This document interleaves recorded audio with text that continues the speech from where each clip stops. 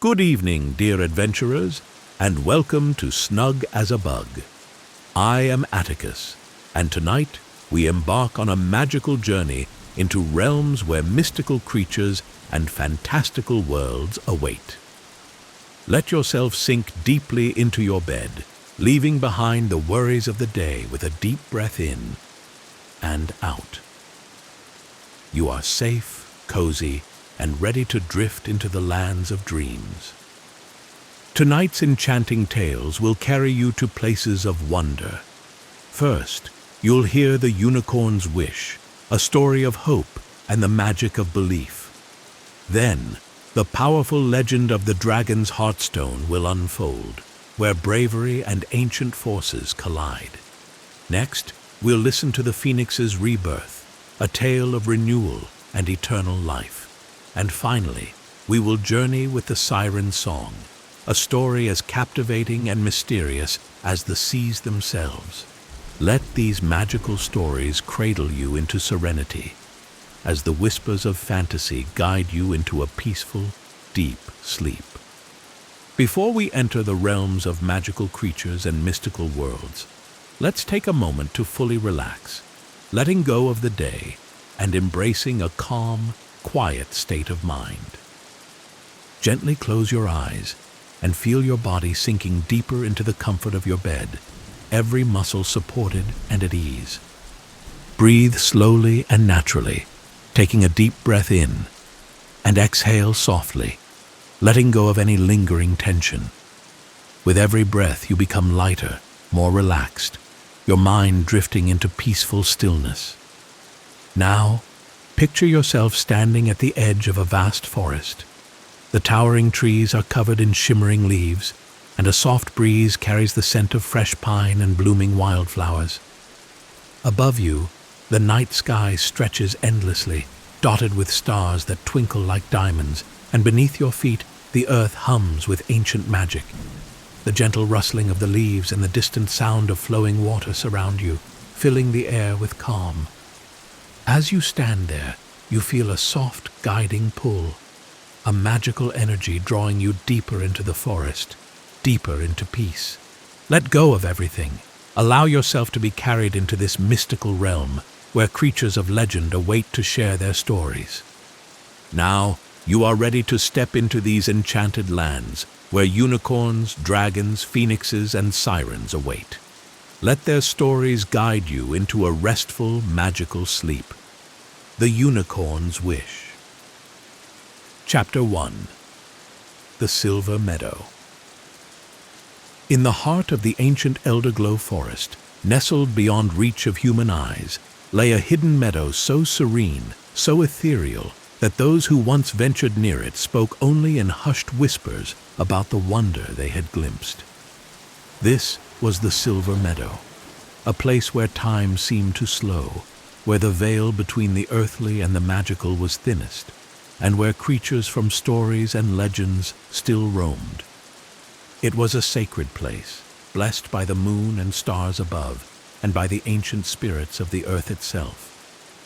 The Silver Meadow was like no other in existence. The grass that carpeted its floor shimmered with an otherworldly glow, as though each blade held within it the essence of moonlight.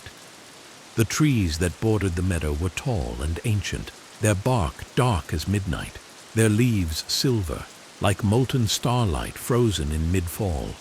It was a place of peace, where the air itself felt thick with magic, humming softly beneath the surface like a barely audible melody. Yet, despite all its beauty, the meadow held a quiet loneliness. Lyria, the last unicorn of her kind, stood at the meadow's edge, gazing out toward the distant hills that framed the horizon. The dawn was still a faint glimmer of light in the far east, the sky a canvas of pale blues and pinks, dusted with the final stars of night. Her coat, pure and gleaming white, seemed to absorb the faint light, reflecting it back with an ethereal sheen. Her mane, a cascade of silver threads, shimmered like a waterfall caught in the moon's glow, and from her forehead the spiraled horn, smooth and gleaming like crystal, pulsed softly with the magic that flowed through her veins. Lyria had lived for centuries, wandering through lands that no longer remembered her kind. The unicorns, once revered, had faded from memory, leaving her as the last guardian of their ancient magic. Her duty was to preserve the balance of the world's magic, to ensure that it continued to flow through the earth, the rivers, and the skies. But over the years, as the human world expanded, magic had begun to dwindle. The ancient forests had been cut down, the sacred rivers polluted, and the mountains, once teeming with life and enchantment, had become silent. As the world changed, so too did Lyria's heart. She had once been content with her role, understanding that her existence was tied to the very fabric of magic itself. But now, as she stood in the silver meadow, watching the sun rise over the horizon, she felt a longing stir deep within her. It was a longing that had been growing for some time, a desire for something more, something that she couldn't quite name. Each night, she gazed up at the stars, making the same wish over and over again, though the stars never answered. She wished to understand her purpose, to know if there was more to her existence than merely being the last of her kind. She wished to feel connected to something greater, something that would give her the fulfillment she sought. But night after night, the stars remained silent, and Lyria's heart grew heavier. Today was no different, yet something in the air felt unusual. As the morning mist curled lazily around her hooves and the dawn's light began to dance across the meadow, Lyria sensed a shift. It was subtle at first, a gentle stirring in the wind, a faint whisper in the leaves. She tilted her head, her silver mane cascading over her neck as her keen ears caught the sound. The very air around her seemed to hum with a new energy, something ancient and powerful. And then, through the thick canopy of trees that bordered the meadow, a single beam of light broke through. It was unlike any light Lyria had ever seen. It wasn't the pale gold of dawn or the soft silver of the moon. It was pure, radiant, and filled with warmth, as though it had come from a world beyond the stars themselves. The beam fell upon the center of the meadow, illuminating a small patch of grass with an otherworldly glow. Lyria's heart quickened, a spark of curiosity flickering in her chest. She took a cautious step forward, her hooves barely making a sound as they pressed into the dewy grass. Her mind raced with questions. Was this the sign she had been waiting for? Was this the answer to the wish she had made so many times beneath the stars? As she drew closer to the beam of light, the air around her seemed to still. The soft whispers of the wind ceased, and the gentle rustling of the leaves faded into silence. It was as though the entire meadow held its breath, waiting. And then, as Lyria stood bathed in the soft glow of the light, a voice echoed through her mind. It was not a voice that came from the world around her, but one that seemed to resonate deep within her soul. A voice both familiar and foreign, gentle yet filled with immense power. "Your wish has been heard, Lyria." Lyria froze, her breath catching in her throat. She had not heard another voice, not truly heard one, in what felt like an eternity. Her heart began to race, but the voice was soothing, and with it came a sense of calm that washed over her like a cool breeze on a warm summer night. To find what you seek, you must follow the path of the stars. Beyond the silver meadow lies the world's last starflower, a blossom with the power to grant your deepest wish. Lyria's pulse quickened, a surge of excitement and anticipation coursing through her. The starflower. She had heard of it only in ancient legends, passed down by her ancestors. It was said to bloom once every 1,000 years, hidden away in a place that few could reach, the Valley of Dreams. It was a flower of immense power, capable of granting the deepest, most heartfelt wishes of those who were pure of heart. But the Valley of Dreams was a place spoken of only in myth. No creature had set foot there in centuries, and many believed it had faded into the realm of stories, lost to time. "The path will not be easy," the voice continued, "and the journey will test your heart and spirit. But only by facing these trials will you find the truth you seek." Lyria stood tall, her mind racing with thoughts of the journey that lay ahead. She had spent so many years, centuries even, wandering the world alone, bound to the earth and the magic within it. But now, a new path lay before her, a path that promised answers, purpose, and perhaps even the fulfillment she had longed for. She knew that the journey would be perilous. The Valley of Dreams was hidden far beyond the edges of the known world, guarded by mountains that pierced the sky and rivers that flowed with ancient magic. And yet, despite the challenges that awaited her, Lyria felt a sense of hope stirring within her chest. This was the moment she had been waiting for. With a deep breath, Lyria nodded, her horn glowing faintly in the light of the rising sun.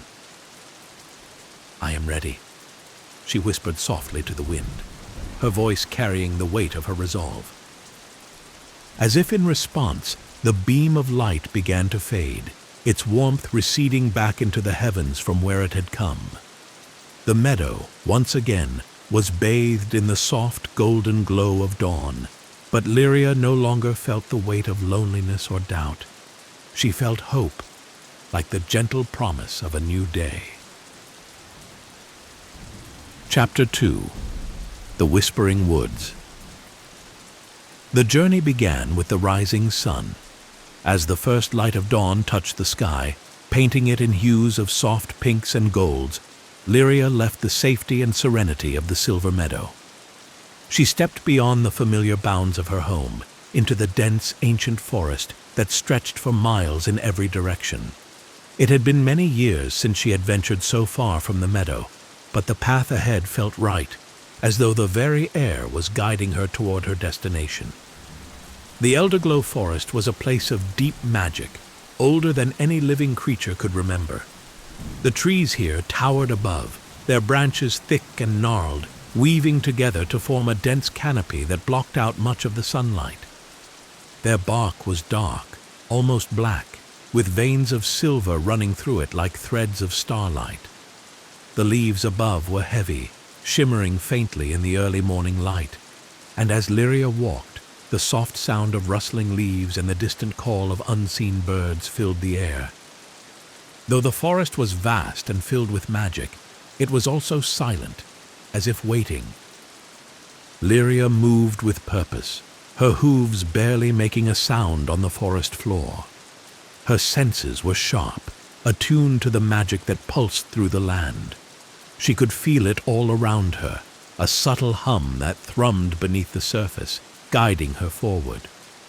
The path was not clear, but she trusted in the magic of the forest, knowing that it would lead her where she needed to go. As she ventured deeper into the woods, the light of day began to fade, and the air grew cooler. The trees, tall and ancient, seemed to close in around her, their branches forming a labyrinth of shadows and twisted wood. A soft mist began to rise from the ground, swirling around Lyria's hooves as she moved. The once familiar sights and sounds of the forest faded into the background, leaving only the eerie silence of the whispering woods. It was a place of old magic, where the veil between the physical world and the magical realm was thin. The trees themselves seemed alive, their bark shifting and creaking as though they were watching her.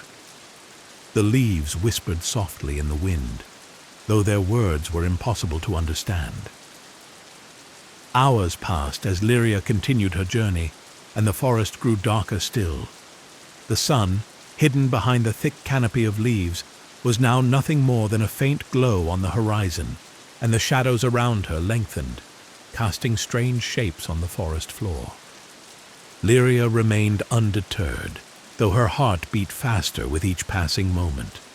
She had heard stories of the Whispering Woods, tales of creatures that lurked in the shadows, waiting to ensnare those who wandered too far. But Lyria was not afraid. She could feel the presence of something ancient, something powerful, guiding her steps. It was just after sunset, when the forest was bathed in twilight, that Lyria encountered her first trial. The path ahead, once narrow but clear, had been swallowed by the thick, twisting roots of the trees. The trees here had grown so close together that they formed an impenetrable wall of wood and shadow, blocking her way forward. The branches overhead twisted and knotted, creating a canopy so dense that not even the faintest glimmer of starlight could break through. Lyria stopped, her breath coming in shallow gasps as she surveyed the scene before her. She had not anticipated this. The trees, ancient and gnarled, loomed over her like sentinels, their bark black and slick with moisture. Their roots tangled together, forming a barrier so thick that it seemed impossible to pass. For a moment, doubt flickered in Lyria's heart. How could she continue if the forest itself refused to let her pass? She had come so far already, but now it seemed as though her journey would end before it had truly begun. But then, as she stood there, staring at the wall of trees, the soft voice returned, echoing through her mind. To move forward, you must trust in the magic of the forest. Let it guide you. Lyria closed her eyes and took a deep breath. She could feel the magic all around her, thick and warm like a comforting embrace. It was in the air, in the earth beneath her hooves, in the very trees that blocked her path. She just needed to reach out and connect with it, to trust in it, as she had trusted in the light that had led her here. Slowly, she stepped forward, her horn glowing faintly in the dim light. She reached out with her mind, opening herself to the magic that pulsed through the forest. She felt the trees, ancient and wise, their roots deep in the earth, their branches stretching toward the heavens. She felt their connection to the magic of the land, and in that connection, she found the path. As if by some unseen force, the trees began to shift, their roots untangled, their branches lifted, and slowly the impenetrable wall before her parted. A narrow path appeared, winding its way through the dense forest, illuminated by the soft glow of Lyria's horn. Lyria smiled to herself, a sense of calm and gratitude washing over her. She had done it. The forest had opened its path to her, trusting her as she had trusted it. She stepped forward, her heart lighter than it had been in years, and continued on her journey. The path through the forest was long and winding, but as Lyria walked, she could feel the magic growing stronger. The deeper she ventured into the woods, the more connected she became to the ancient magic that flowed through the land. It was as if the forest itself was guiding her, leading her toward her destination. As she walked, she began to notice subtle changes in the forest around her. The trees, once dark and imposing, began to grow smaller, their bark no longer black, but a soft shade of brown. The leaves, once heavy and thick, began to thin, allowing more light to filter through. The air grew warmer, and the soft hum of magic that had been present throughout her journey became louder, more vibrant. Hours passed, and Lyria continued her journey through the forest. The light of the moon began to rise in the sky, casting a soft, silvery glow over the land. The stars, too, appeared, twinkling faintly through the gaps in the canopy above. Lyria could feel the presence of the starflower growing nearer, its magic calling to her like a beacon in the night. And then, just as the first light of dawn began to break over the horizon, Lyria emerged from the forest and found herself standing at the edge of a vast open plain. In the distance, silhouetted against the rising sun, were the towering mountains that marked the entrance to the Valley of Dreams. Lyria's heart soared. She had made it. But as she took her first step onto the plain, a shadow passed over her, and a low, rumbling growl echoed through the air. Lyria froze, her heart pounding in her chest. She looked up, her eyes scanning the sky, and there, perched atop a nearby hill, was a massive griffin. Its wings, broad and powerful, were tucked tightly against its sides, and its sharp golden eyes gleamed with an intensity that made Lyria's breath catch in her throat. The griffin's body, sleek and muscular, was covered in feathers that shimmered like molten gold in the light of the rising sun, and its talons, long and curved, dug into the earth as it stared down at her. For a moment, neither of them moved. Lyria could feel the tension in the air, the weight of the griffin's gaze heavy on her. She knew that griffins were ancient creatures, guardians of the skies and the mountains. They were not to be trifled with, and they did not tolerate intruders in their territory. But Lyria had come too far to be stopped now. With a deep breath, she lifted her head and took a step forward, her hooves sinking into the soft grass beneath her. Her horn glowed faintly, a symbol of her power and her determination. The griffin let out a deafening screech, its wings unfurling as it leaped into the air. It soared high above, its massive wings casting long shadows over the plain below as it circled overhead. Lyria's heart raced, but she stood her ground. She knew that if she showed fear, the griffin would see her as weak, and she could not afford to appear weak now. As the griffin circled above, its sharp eyes never leaving her, Lyria closed her eyes and reached out with her magic. She could feel the griffin's presence, its energy strong and fierce. But there was something else there too, something deeper. The griffin, like her, was bound to the ancient magic of the land. It was a guardian, yes, but it was also a creature of honor and duty. Lyria opened her eyes and lifted her head higher, her horn glowing brighter. "I am not your enemy," she called out, her voice calm but firm. The griffin paused in mid-flight, its wings beating steadily as it hovered in the air. For a moment, it seemed to hesitate, its golden eyes narrowing as it considered her words. And then, as if some unspoken understanding passed between them, the griffin let out a low growl and slowly descended to the ground. It landed gracefully a few feet away from Lyria, its sharp talons digging into the earth as it folded its wings against its sides. Its eyes, still gleaming with intensity, locked onto hers, but there was no longer any hostility in its gaze. Lyria held her ground, her heart pounding in her chest. "I seek the Valley of Dreams," she said softly. "I have been called to find the Starflower." The griffin let out a low, rumbling growl, but it did not move. And then, from the shadows at the edge of the forest, a figure stepped forward. Lyria's breath caught in her throat as she turned to see a tall, regal woman emerge from the trees. She was cloaked in shadow, her silver hair flowing like liquid moonlight, and her piercing blue eyes glowed faintly in the dim light. There was an air of power and grace about her, as though she was a part of the very land itself. The woman approached slowly, her gaze never leaving Lyria. "The unicorn has earned her place here," she said softly, her voice calm but commanding. "She is not your enemy." The griffin let out a low growl, but did not move. The woman turned her gaze to Lyria, a small smile playing on her lips. "Welcome to the Valley of Dreams," she said, her voice softening. "Your journey is far from over, but you have proven yourself worthy of what lies ahead." Lyria bowed her head in gratitude, her heart swelling with relief and hope. The woman gestured for Lyria to follow, and together they began to walk toward the valley, the griffin following closely behind.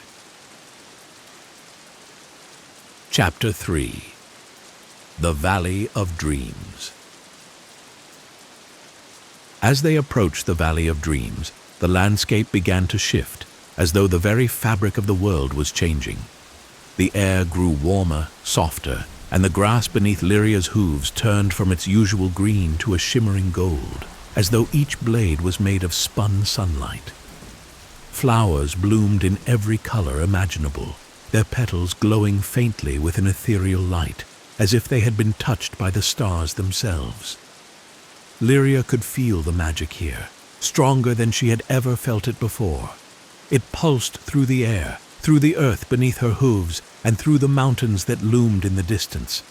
This was a place of power, a place where dreams and wishes were made real. It was a place where the boundaries between the physical world and the magical realm blurred. The woman led Lyria to the edge of a crystal-clear lake, its surface so still that it reflected the sky above like a perfect mirror.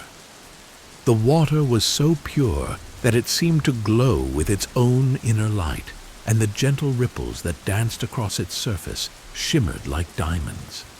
In the center of the lake, floating on a small island, was the starflower. Lyria's breath caught in her throat as she gazed upon it. The flower was unlike anything she had ever seen. Its petals were a deep midnight blue, almost black, and they glowed softly with an ethereal light, as though they held the very essence of the night sky within them. The center of the flower pulsed with a soft golden glow, and its delicate stem swayed gently in the breeze, as if it were dancing to a song only it could hear. The starflower, the object of her journey, the answer to her wish. Lyria stepped forward, her heart pounding in her chest. She had come so far, faced so many challenges, and now here it was, the very thing she had been seeking. But as she took another step toward the lake, the woman's voice stopped her. "Wait!" Lyria paused, turning to look at the woman. "The starflower does not grant wishes as you might expect," the woman said softly, her piercing blue eyes fixed on Lyria. "It does not change the world around you. It changes the way you see the world." Lyria frowned, her mind racing. "What do you mean?" she asked, her voice barely above a whisper.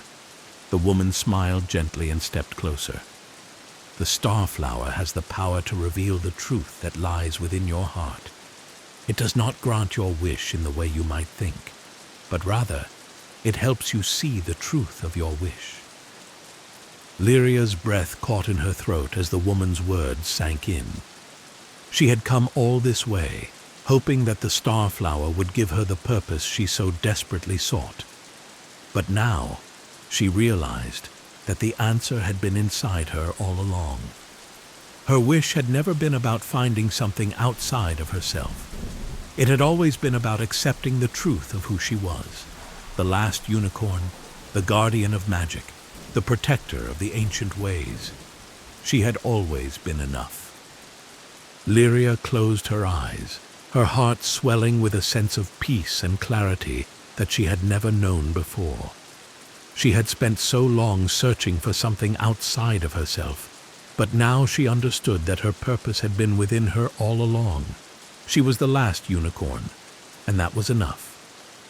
When she opened her eyes, she gazed at the starflower once more, and this time she saw it for what it truly was, a symbol of the truth that had always been within her. With a soft smile, she bowed her head to the woman in gratitude.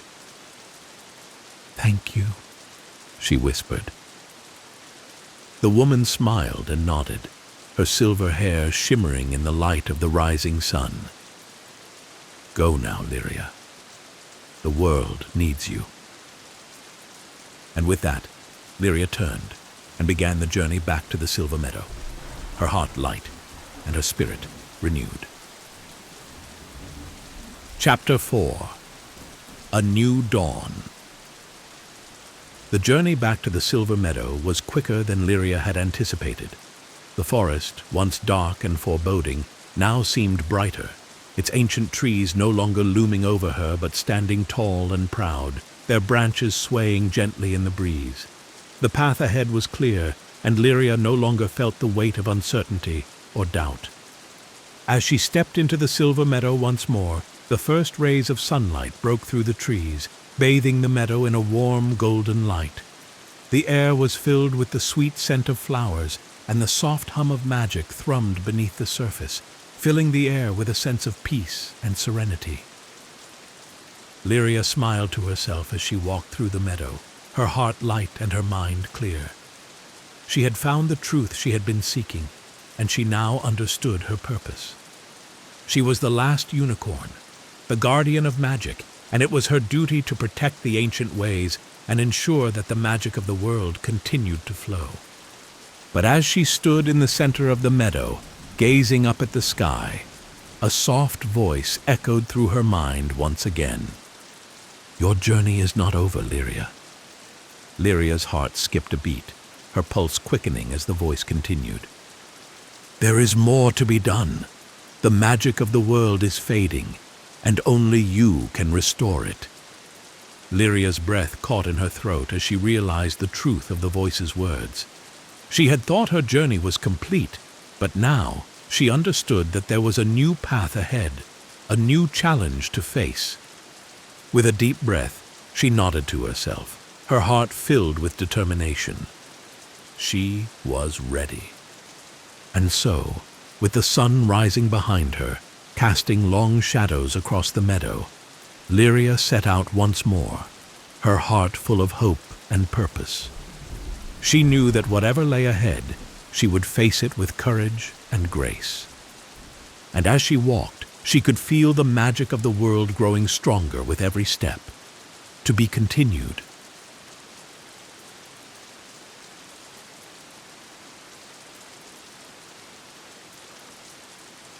The Dragon's Heartstone. Chapter 1. The Mountain of Mist and the Guardian of Fire. Deep in the heart of the misty mountains, where the air was thin and the peaks stretched beyond the clouds, there was a hidden place known only to a few ancient creatures. These creatures, born from the earliest days of the earth, had long since disappeared from the world of men, fading into legend and myth. But one remained, silently watching over the world from his lair high above the valleys below. His name was Kalor, the last of the fire drakes, and for centuries he had been the guardian of the Heartstone. Kalor's scales gleamed like molten gold, each one etched with the wisdom of countless ages. His wings, vast and powerful, were lined with veins of fire that glowed faintly beneath the surface, like embers waiting to ignite. His eyes, deep and ancient, shone with the intensity of the sun, yet behind their fierce glow was a quiet sorrow, for Kalor had lived many lifetimes and had seen the world change in ways that both saddened and angered him. The Heartstone, the object of Kalor's eternal vigilance, was no ordinary gem. It was said to be the beating heart of the earth itself, a stone imbued with the raw power of creation. Its surface was smooth and dark like obsidian, but deep within it glowed a core of molten fire, pulsing with a rhythm that matched the very heartbeat of the world.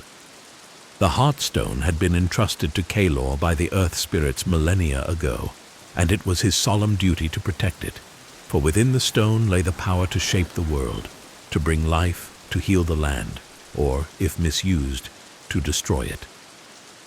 For centuries, Kalor had guarded the Heartstone in solitude, high in the peaks where no mortal could reach. He had watched over the valleys below, over the lands where once dragons had flown freely. But those days were long gone. The dragons, like the magic of the world, had faded. The human kingdoms had grown, spreading across the land like wildfire, and with them came the destruction of the old ways. The forests had been cut down, the rivers poisoned, and the mountains mined for their treasures, leaving nothing but scars on the earth. Kalor had watched it all with a heavy heart, his once fierce spirit dimming with the passing of each century. He had fought to protect the balance of the world, but it seemed that the battle was lost. The magic that had once flowed through the earth was dwindling, and the land itself was dying. Even the Heartstone, which had once pulsed with vibrant energy, now flickered weakly, as though its power was fading along with the world it was meant to protect. On this day, as the sun began to set behind the jagged peaks of the misty mountains, Kaelor lay curled around the Heartstone in his lair. The cavern was vast and filled with the remnants of his kind, ancient treasures, bones of long-forgotten creatures, and the skeletal remains of other dragons who had once roamed the skies. The air was thick with the scent of sulfur and ash, and the walls of the cavern glowed faintly from the heat that radiated from Kaelor's massive body. He watched the Heartstone with a quiet intensity, his mind swirling with thoughts of the past. The stone, once so vibrant, now seemed dim, its inner fire flickering weakly, like a dying flame. Kaelor could feel its power waning, and with it, his own strength. The connection between the dragon and the stone was ancient and deep. As the guardian of the Heartstone, Kaelor's life force was tied to its energy. If the stone were to fade completely, so too would Kaelor. As the last rays of sunlight filtered through the narrow entrance of the cavern, casting long shadows across the stone floor, Kaelor let out a deep, rumbling sigh. His breath, hot and fiery, filled the air with smoke, and the cavern trembled slightly from the force of it. He had been alone for so long, watching over a world that no longer cared for the ancient ways. The weight of his duty had become a burden, and though he had once been proud to serve as the guardian of the Heartstone, now he felt only sorrow and regret. But then, as the sun dipped below the horizon, something stirred within the Heartstone. Kaelor's eyes narrowed, his attention snapping to the stone in an instant. The faint flicker of its inner fire, which had been so weak for so long, suddenly flared to life. A pulse of energy, strong and vibrant, radiated from the core of the stone, sending a shock wave of heat through the cavern. Kaelor's heart raced, and he instinctively drew closer to the stone, his massive body curling protectively around it. For a moment, the stone pulsed with a brilliant fiery glow, its molten core blazing like the heart of a star. Kaelor felt the heat wash over him, filling him with a renewed sense of power and purpose. But just as quickly as it had flared to life, the glow began to fade, and the stone's fire dimmed once more. Kaelor growled, a low rumbling sound that echoed through the cavern. Something was happening, something he did not understand. The Heartstone had never behaved this way before. Its energy had always been steady, constant, like the beat of the earth itself. But now, it seemed erratic, unstable. A sense of unease settled over Kaelor, and he rose to his feet, his massive wings stretching out to their full span. The air in the cavern crackled with tension, and the ground beneath him rumbled softly, as though the earth itself was reacting to the stone's strange behavior. Kaelor narrowed his eyes, his mind racing. The Heartstone was the source of all life on Earth, the anchor of the world's magic. If something was wrong with it, if its power was failing, then the entire balance of the world was at risk. For the first time in centuries, Kaelor felt a spark of fear ignite within him. He needed answers. With a mighty beat of his wings, Kaelor rose into the air, soaring through the narrow entrance of the cavern and into the open sky. The cool mountain air rushed past him as he flew, his golden scales gleaming in the light of the rising moon. Below him, the valley stretched out like a patchwork quilt, bathed in the soft glow of starlight. Kaelor flew higher, his powerful wings cutting through the thin air as he ascended toward the peak of the highest mountain. This was the place where the earth spirits had first entrusted him with the Heartstone, and it was to them that he would now turn for guidance. As he reached the peak, Kaelor landed gracefully on the jagged rocks, his claws digging into the stone as he folded his wings against his sides. The wind howled around him, carrying with it the scent of snow and ice. But Kalor was unbothered by the cold. His body radiated heat, the fire within him burning bright as he stood tall, his eyes scanning the horizon. The earth spirits were ancient beings, older even than the dragons. They were the keepers of the land, the guardians of the world's magic, and it was they who had entrusted Kalor with the Heartstone so many centuries ago. But they were elusive, rarely revealing themselves to mortals, even to creatures as ancient as Kalor. Kalor closed his eyes and bowed his head, his deep voice rumbling through the air as he spoke the ancient words of summoning. The language of the earth spirits was one that few could speak, a tongue of power and magic that resonated with the very bones of the earth. For a long moment, there was nothing but silence. The wind continued to howl, and the stars above twinkled faintly in the night sky. But then, as Kalor stood in the stillness, the ground beneath him began to tremble. Slowly, the rocks at the peak of the mountain shifted, parting to reveal a glowing fissure that pulsed with a soft green light. From within the fissure emerged a figure, tall and slender, with skin the color of the earth and hair like flowing molten lava. The earth spirit's eyes, glowing like emeralds, locked onto Kalor's, and a deep, resonant voice echoed through the air. "You seek answers, guardian of the Heartstone." Kalor bowed his head in respect, his massive wings folding tightly against his body. "I do," he rumbled, his voice filled with urgency. "The Heartstone, it falters. Its power is fading, and I do not understand why." The earth spirit's gaze softened, and they stepped forward, their feet barely touching the ground as they floated toward Kalor. "The balance of the world has shifted," the spirit said, their voice a whisper of wind and stone. "The magic that once flowed through the earth is no longer as it was. The Heartstone reflects the state of the world, and as the world's magic fades, so too does the Heartstone's power."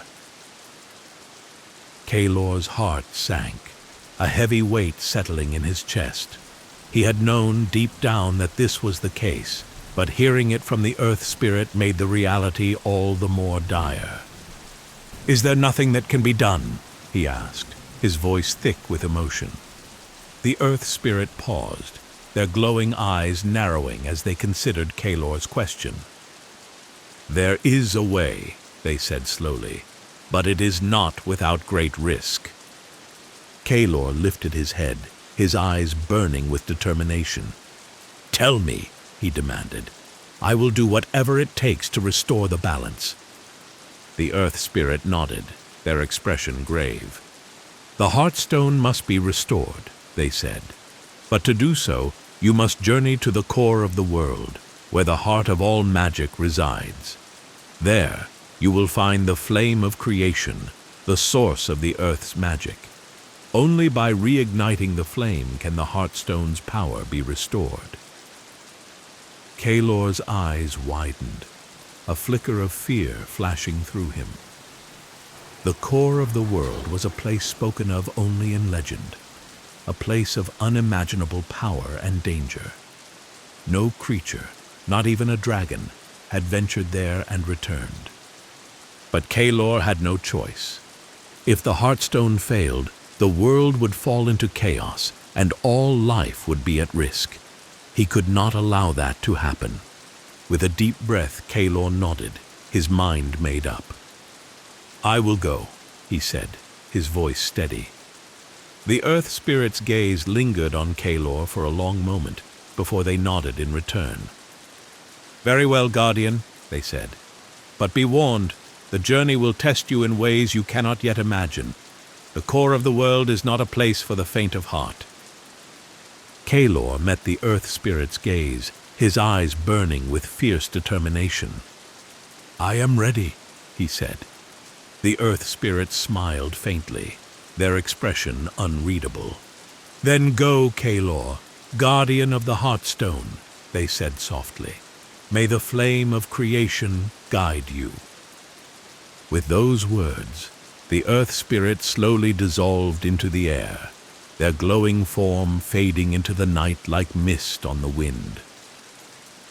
Kalor stood alone on the peak of the mountain, the wind howling around him, the weight of the earth spirit's words heavy on his mind. The core of the world. It was a place of legend, a place where the raw power of creation flowed like rivers of fire, where the magic of the earth was born, and where it would one day return. No creature had set foot there in centuries, and Kalor knew that the journey would be perilous. But he had no choice. With a mighty beat of his wings, Kalor soared into the sky, his heart filled with resolve.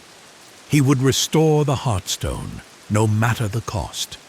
And so, the dragon flew into the night, his golden scales gleaming like fire beneath the light of the stars as he embarked on the most dangerous journey of his life. Chapter 2. The Descent into the Abyss. The journey to the core of the world was not a straightforward one. The core lay far beneath the surface of the earth, deeper than any cavern or tunnel that Kalor had ever flown through.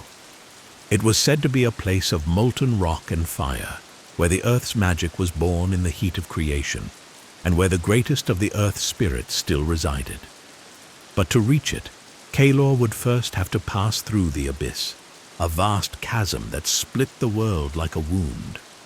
The abyss was a place of darkness and shadow, where no light could penetrate. It was said that once a creature entered the abyss, they could never return, for the shadows would swallow them whole. But Kalor had no other choice. The path to the core of the world lay through the abyss, and he would face whatever dangers it held to reach his goal. For days, Kalor flew over the jagged peaks and deep valleys of the misty mountains, his wings carrying him ever closer to the abyss. The land below grew more desolate with each passing day, the trees thinning and the rivers drying up. The air became colder, the wind biting at his scales as he flew through the narrow passes of the mountains. But Kalor did not falter. His eyes remained fixed on the horizon, his mind focused on the task ahead. At last, after many days of flying, Kalor reached the edge of the abyss. The chasm stretched out before him, a gaping maw in the earth that seemed to go on forever. The walls of the chasm were steep and jagged, carved from black stone that gleamed faintly in the dim light.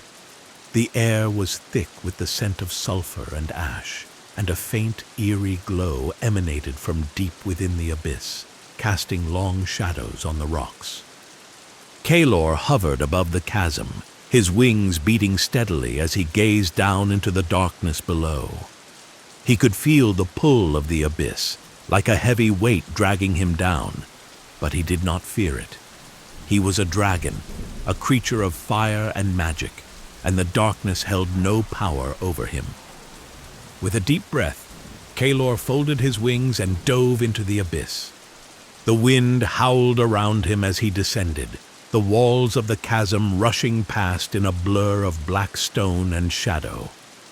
The further he went, the darker it became, until the light of the stars and moon above was nothing more than a faint memory. The air grew thick and heavy, pressing down on him like a physical weight, but Kalor pressed on, his eyes glowing faintly in the darkness. As he flew deeper into the abyss, Kalor began to hear strange sounds echoing through the chasm. The wind carried with it whispers, faint and distant, like the voices of forgotten spirits. The shadows on the walls seemed to move, shifting and twisting as though they were alive. But Kalor ignored them, his focus solely on reaching the core of the world. After what felt like an eternity, the chasm began to widen, and Kalor found himself in a vast, open cavern. The walls of the cavern glowed faintly with an eerie green light, and the air was thick with the scent of burning sulfur. At the center of the cavern was a massive, swirling vortex of fire and molten rock, the entrance to the core of the world. Kalor landed on the edge of the cavern, his wings folding tightly against his sides as he approached the vortex. The heat radiating from the swirling mass of fire was intense, but Kalor was unbothered by it. He was a creature of fire, born from the same molten rock that now lay before him. With a deep breath, Kalor stepped into the vortex. The world around him exploded into flames, the heat so intense that it would have turned any mortal creature to ash in an instant. But Kalor did not burn. Instead, he felt the fire wash over him like a warm embrace, filling him with a sense of power and purpose that he had not felt in centuries. The flames swirled around him, lifting him into the air as he descended into the core of the world. Chapter 3. The Flame of Creation. The core of the world was unlike anything Kalor had ever seen. It was a place of raw, untamed power, where the magic of the earth flowed freely like rivers of molten rock. The air was thick with the scent of sulfur and smoke, and the ground beneath him pulsed with the rhythm of the earth's heartbeat. The walls of the core glowed with a faint red light, and the sky above was filled with swirling clouds of fire and ash. At the center of the core was the flame of creation, a massive, swirling column of fire that reached high into the sky. The flame burned with an intensity that was almost blinding, its heat radiating out in waves that made the very air shimmer. It was the source of all magic, the heart of the earth itself, and it was here that Kalor would find the power to restore the Heartstone. Kalor approached the flame, his eyes narrowing against the intense light. The heat was overwhelming, even for a creature of fire like him, but he pressed on, his heart filled with determination. He could feel the power of the flame pulsing through the air, like the beat of a massive ancient heart, and he knew that this was the key to restoring the balance of the world. As Kalor drew closer to the flame, a voice echoed through the air, deep and resonant, like the rumble of distant thunder. "Who dares to approach the flame of creation?" Kalor froze, his eyes scanning the sky for the source of the voice. But there was no one there. The voice seemed to come from the flame itself, as though the fire was alive, sentient. "I am Kalor," he called out, his voice strong and steady. "Guardian of the Heartstone. I seek the power to restore the balance of the world." For a long moment, there was silence. The flames swirled around him, their heat pressing down on him like a physical weight. But Kalor did not falter. Finally, the voice spoke again, its tone filled with a quiet intensity. "The power you seek is not easily granted, Guardian of the Heartstone. To restore the balance, you must first prove yourself worthy of the flame's gift." Kalor lifted his head, his eyes blazing with determination. "Tell me what I must do," he said. The flame swirled higher, its heat growing more intense. "You must face the trials of the flame," the voice said. "Only by passing these trials will you be granted the power to restore the Heartstone." Kalor's heart raced, but he nodded, his resolve unwavering. "I will face whatever trials you set before me," he said. The voice was silent for a moment, and then, with a deafening roar, the flame of creation flared to life, its fire burning brighter than the sun. "Then prepare yourself, Guardian of the Heartstone," the voice said, its tone filled with the weight of ancient power. "The trials of the flame begin now." Chapter 4. The Trial of Fire.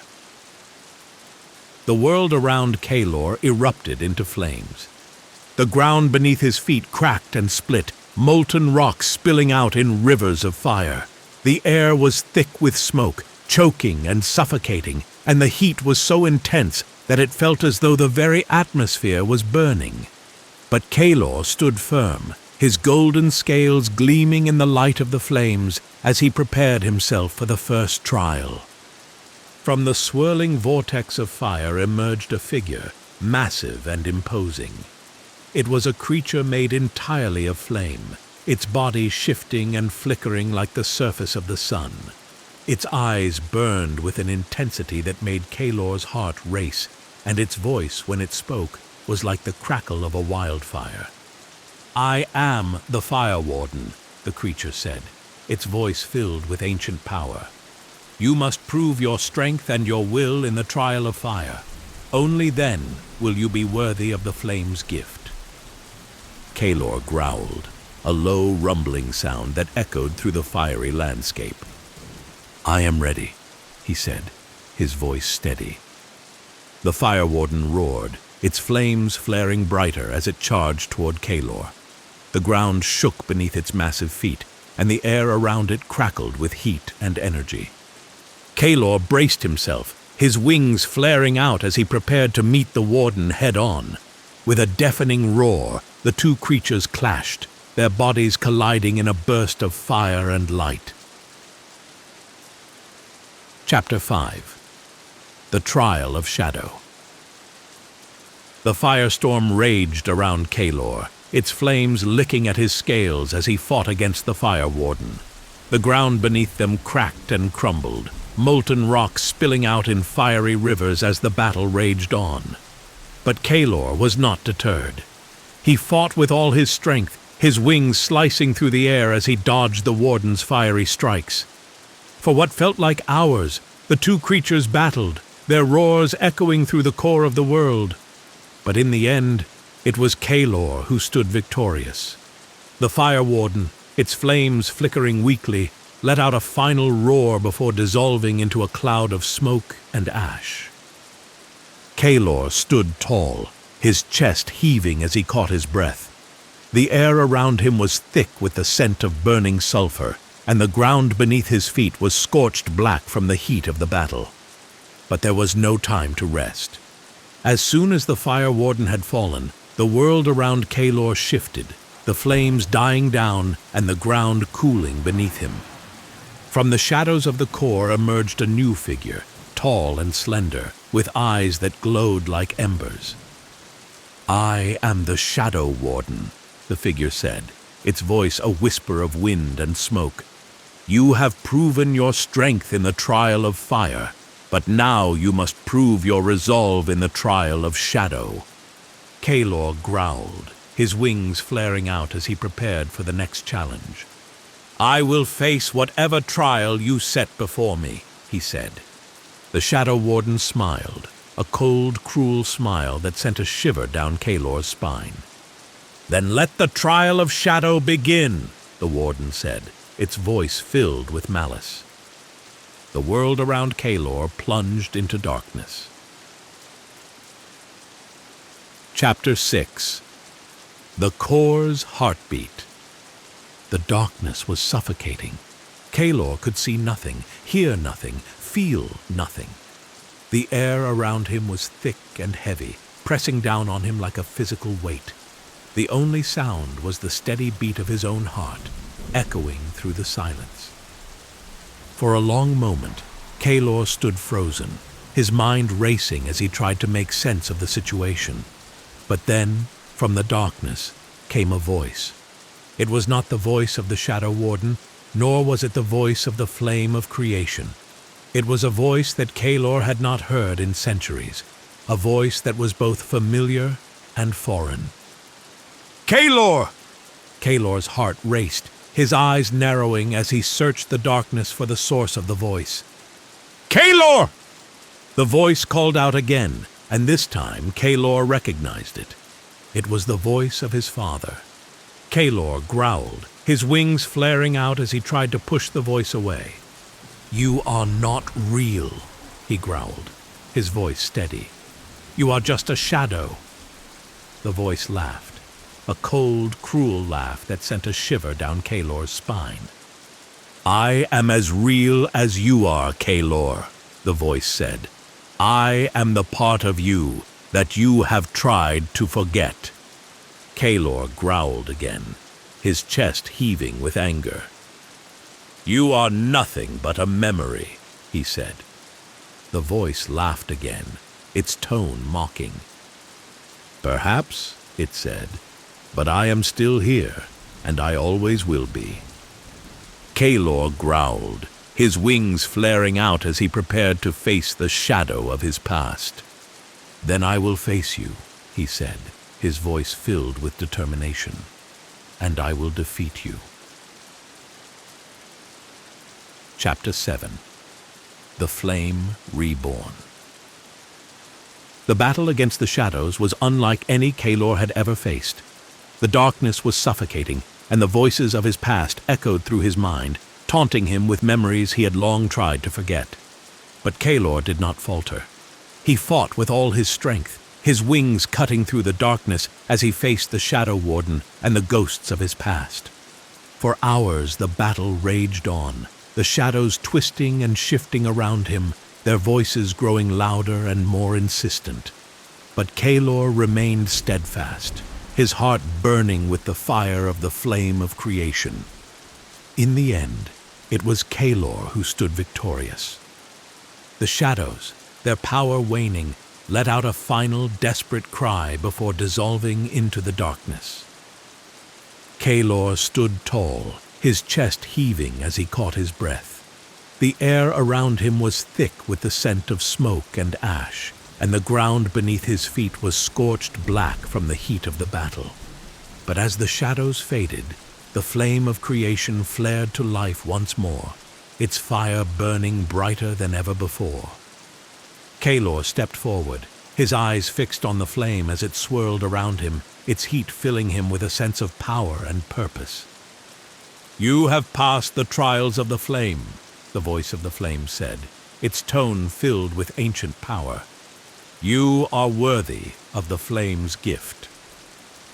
Kaelor bowed his head, his heart filled with gratitude. "Thank you," he said softly.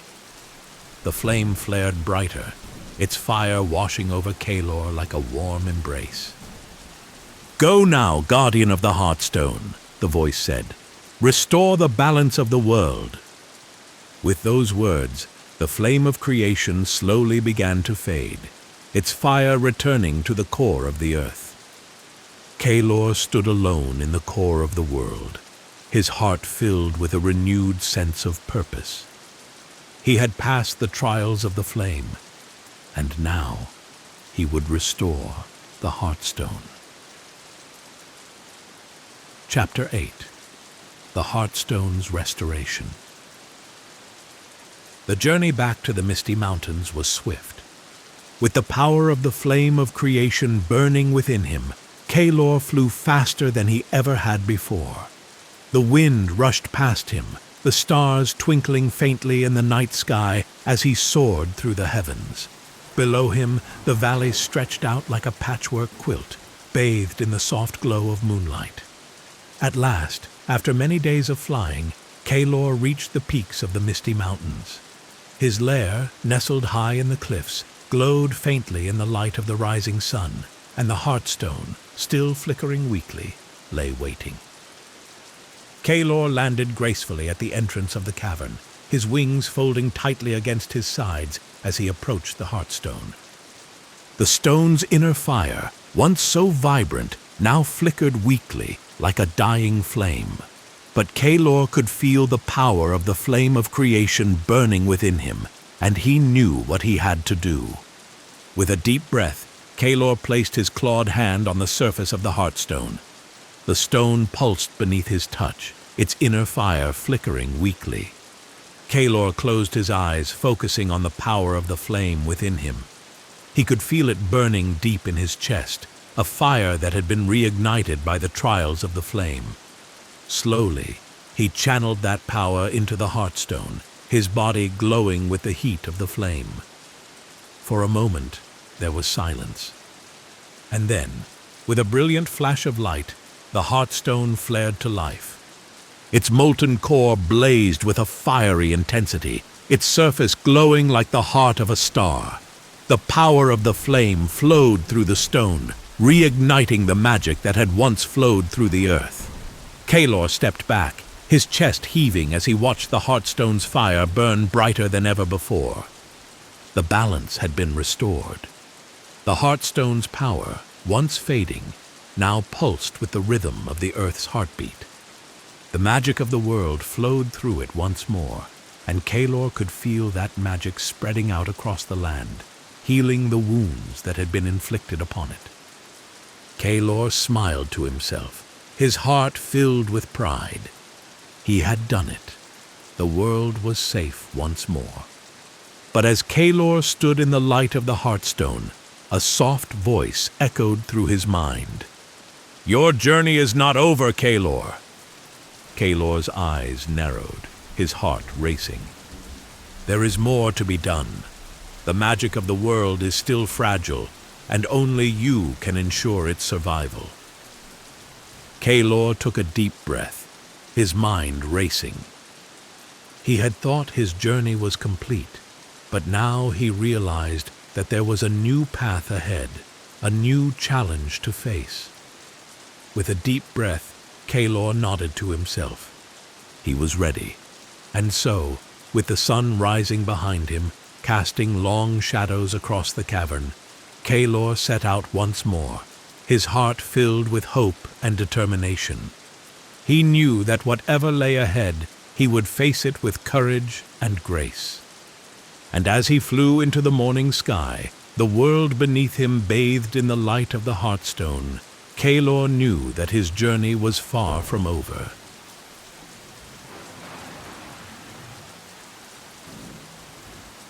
The Phoenix's Rebirth. Chapter 1. The Eternal Sky. High above the realms of mortals, where the air was thin and the stars seemed close enough to touch, lived the last of the Phoenixes, Seraphina. Her home was in the celestial peaks, a place where no human foot had ever tread, where the earth touched the sky and the winds whispered of ancient times. Here, amidst the clouds, bathed in eternal sunlight, Seraphina existed in a cycle as old as time itself: life, death, and rebirth. Seraphina's feathers shimmered like molten gold, streaked with brilliant reds and oranges, their glow reflecting the fire that lived within her. Her eyes, glowing embers, burned with the wisdom of centuries, perhaps millennia. She had lived through countless lifetimes, each one beginning in flames and ending in ashes, only to rise again, reborn from the heat of her own demise. The cycle was a part of her existence, as natural as the turning of the seasons, and it was a fate she had never questioned. But lately, as she soared through the endless skies, her wings cutting through the thin air like a blade through water, Seraphina felt a strange unease growing in her heart. It was subtle at first, a quiet whisper that tugged at her thoughts, but over time it had grown louder, more insistent. It was a feeling that something was missing, something essential, though she could not name it. The winds of the celestial peaks carried with them the soft hum of magic, and the skies, filled with swirling clouds and radiant sunlight, were alive with the energy of creation. Here, Seraphina had always felt at peace, at one with the elements around her. But now, as she soared through the skies, the warmth of the sun on her feathers, she felt the stirrings of doubt. What was the purpose of her endless rebirth? What was she truly meant to do? Seraphina had been reborn countless times, her life beginning anew with each cycle, but with each rebirth she carried the memories of her past lives, the lessons she had learned, and the experiences she had gathered. Yet now, in this life, as her time once again drew to a close, she felt as though she had forgotten something vital, something that had been lost in the countless lifetimes she had lived. Below her, the world stretched out in an endless expanse of mountains, forests, and rivers, each one teeming with life. The mortal realm had always seemed distant to Seraphina, a place where beings lived short, fleeting lives, never knowing the eternity of existence that she had been granted. But lately, as the end of her current life approached, Seraphina found herself gazing down at the world below with a sense of longing. The mortals lived, they loved, They died, and they left their mark upon the world. But what mark had she left? What was her purpose in this endless cycle of life, death, and rebirth? Seraphina had always thought her purpose was simply to exist, to rise from her own ashes and continue the cycle. But now, doubt clouded her mind. As she flew through the celestial peaks, her wings gliding effortlessly on the wind, Seraphina felt the familiar pull of the sun, a warm, golden glow that filled her with a sense of calm. The sun had always been her guide, her companion through the centuries, and it was the source of her power. It was in the heart of the sun that she would one day return, to be consumed by flames and rise again, reborn. But this time felt different. Seraphina's heart was heavy, and though the pull of the sun was as strong as ever, she hesitated. For the first time in her long existence, she was not ready to face the flames. She was not ready to be reborn. The winds of the celestial peaks shifted, and Seraphina felt a chill pass through her. It was a strange sensation, for she was a creature of fire, a being whose very essence was heat and flame. But the chill that crept through her now was not a physical cold. It was something deeper, something that touched her soul. As the sun began to set on the horizon, casting the sky in hues of red and gold, Seraphina turned her gaze toward the distant mountains, where the first stars of evening twinkled faintly in the fading light. She had always loved this time of day, when the sky was ablaze with color and the world seemed to hold its breath in anticipation of the night. But now, as she looked out over the horizon, Seraphina felt only a growing sense of unease. Her time was nearing its end, and with it, the cycle of her rebirth would begin again. But this time, she was not ready.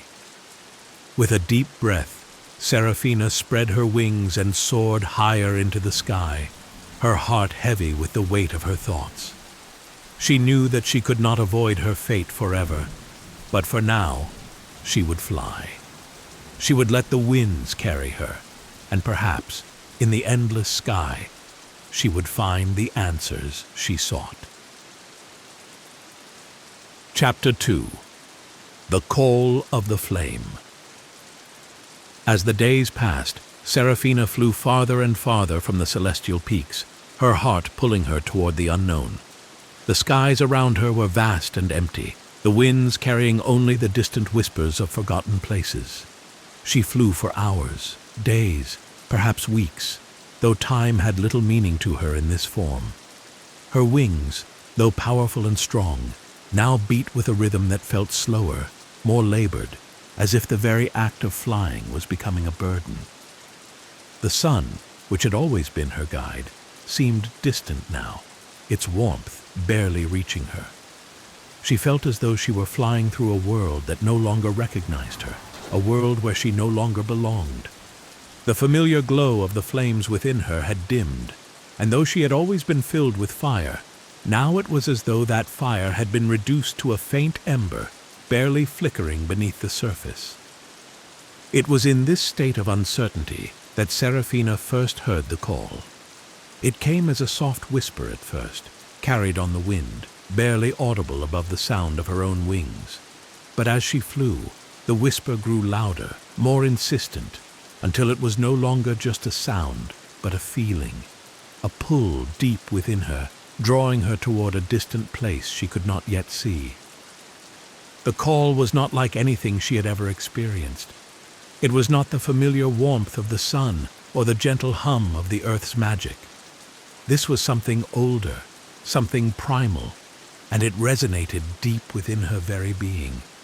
It was as though the flames within her, which had been fading for so long, had been stirred to life once more by this call.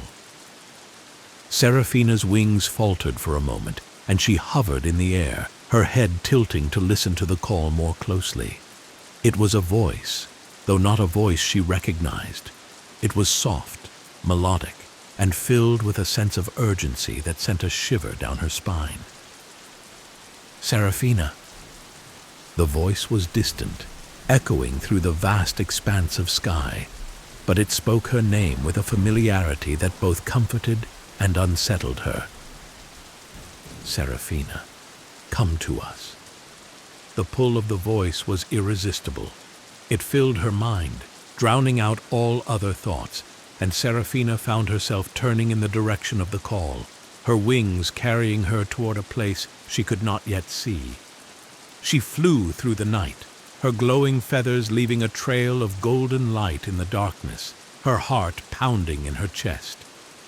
As she flew, the world below her began to change. The familiar mountains and valleys of the mortal realm faded away, replaced by vast plains of shimmering light and shadow. The sky above her was no longer the soft blue of day or the inky black of night, but a deep, swirling sea of stars and fire, as though the very fabric of reality had shifted.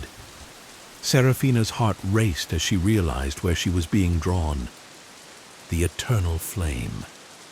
It was a place that existed beyond the mortal realm, beyond time and space. It was the heart of creation, the source of all fire, and the place from which all phoenixes were born. It was said that only those whose time had come could hear its call, and that to journey there was to face one's final rebirth. Seraphina had always known that she would one day return to the eternal flame, but she had not expected it to be so soon. She had thought that she still had time, that there was more she needed to understand before facing her final rebirth. But the call of the flame was undeniable. With a deep breath, Seraphina surrendered to the pull of the voice, her wings carrying her through the shifting skies toward the heart of the eternal flame. The closer she flew, the more she could feel the heat of the flame, its fire burning brighter and hotter with each passing moment. It was a fire unlike any she had ever felt before, a fire that resonated with the very core of her being. As she neared the flame, the voice grew louder, clearer, until it was no longer a distant whisper, but a steady, rhythmic chant, calling her home. "Seraphina, come to us." The words echoed through her mind, filling her with a sense of both anticipation and dread. She knew that once she reached the eternal flame, she would be consumed by its fire, her body reduced to ashes, only to rise again, reborn. It was a fate she had experienced countless times, yet this time felt different. This time, the fire felt final. Seraphina's heart raced as she saw the first flickers of the eternal flame on the horizon. It was a massive, swirling column of fire, burning brighter than the sun, its flames reaching high into the heavens. The heat was overwhelming, even for a creature of fire like her, and Seraphina could feel the pull of the flame growing stronger with each passing moment. With a final beat of her wings, Seraphina soared toward the flame, her body trembling with both fear and anticipation. She knew that once she entered the flame, there would be no turning back. She would face her final rebirth, and whatever came after that would be beyond her control. As the flames of the eternal flame engulfed her, Seraphina let out a cry, her voice echoing through the sky as she surrendered herself to the fire. And then, there was only heat. Chapter 3. The Flames of Memory. The fire consumed Seraphina, its heat searing her feathers and burning through her very soul.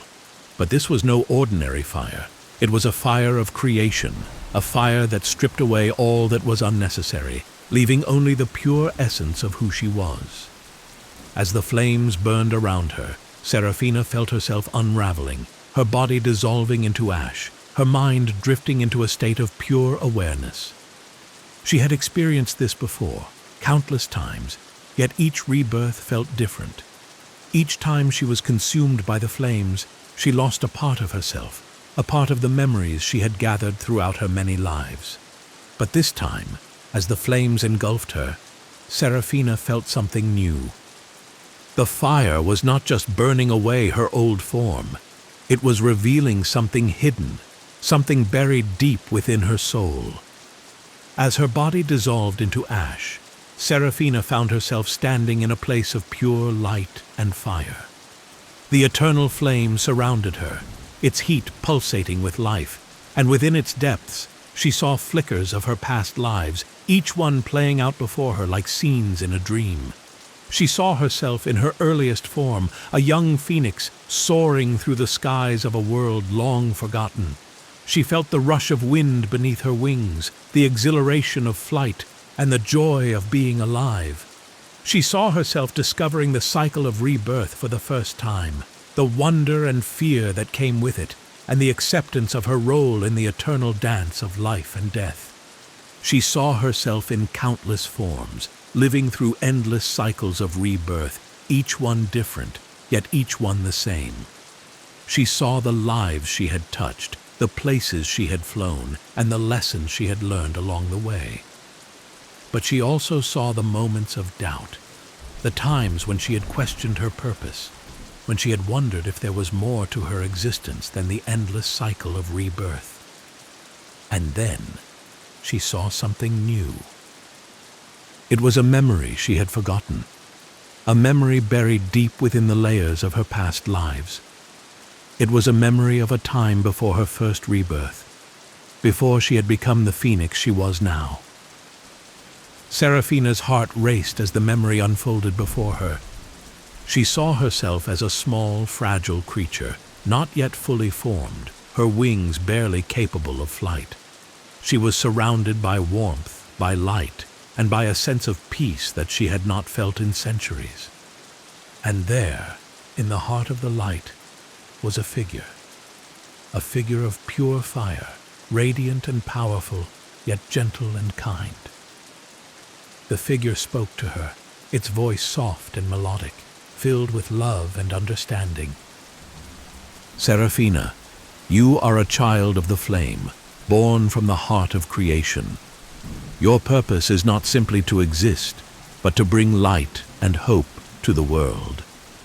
You are a beacon of rebirth, a symbol of resilience, and your fire burns not just for yourself, but for all who need it. Seraphina's heart swelled with emotion as the words washed over her.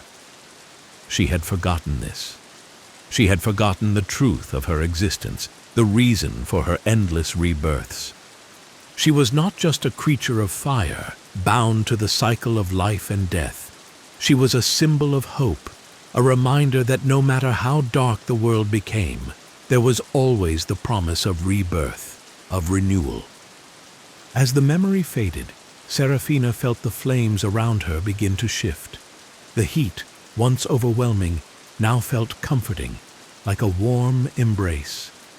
The fire no longer burned her. Instead, it filled her with a sense of peace and purpose that she had not felt in a long time. The eternal flame had revealed the truth to her. She was not alone in this cycle. She was not merely existing. She had a purpose, and that purpose was to bring light to the world, to be a symbol of hope and rebirth for all who needed it.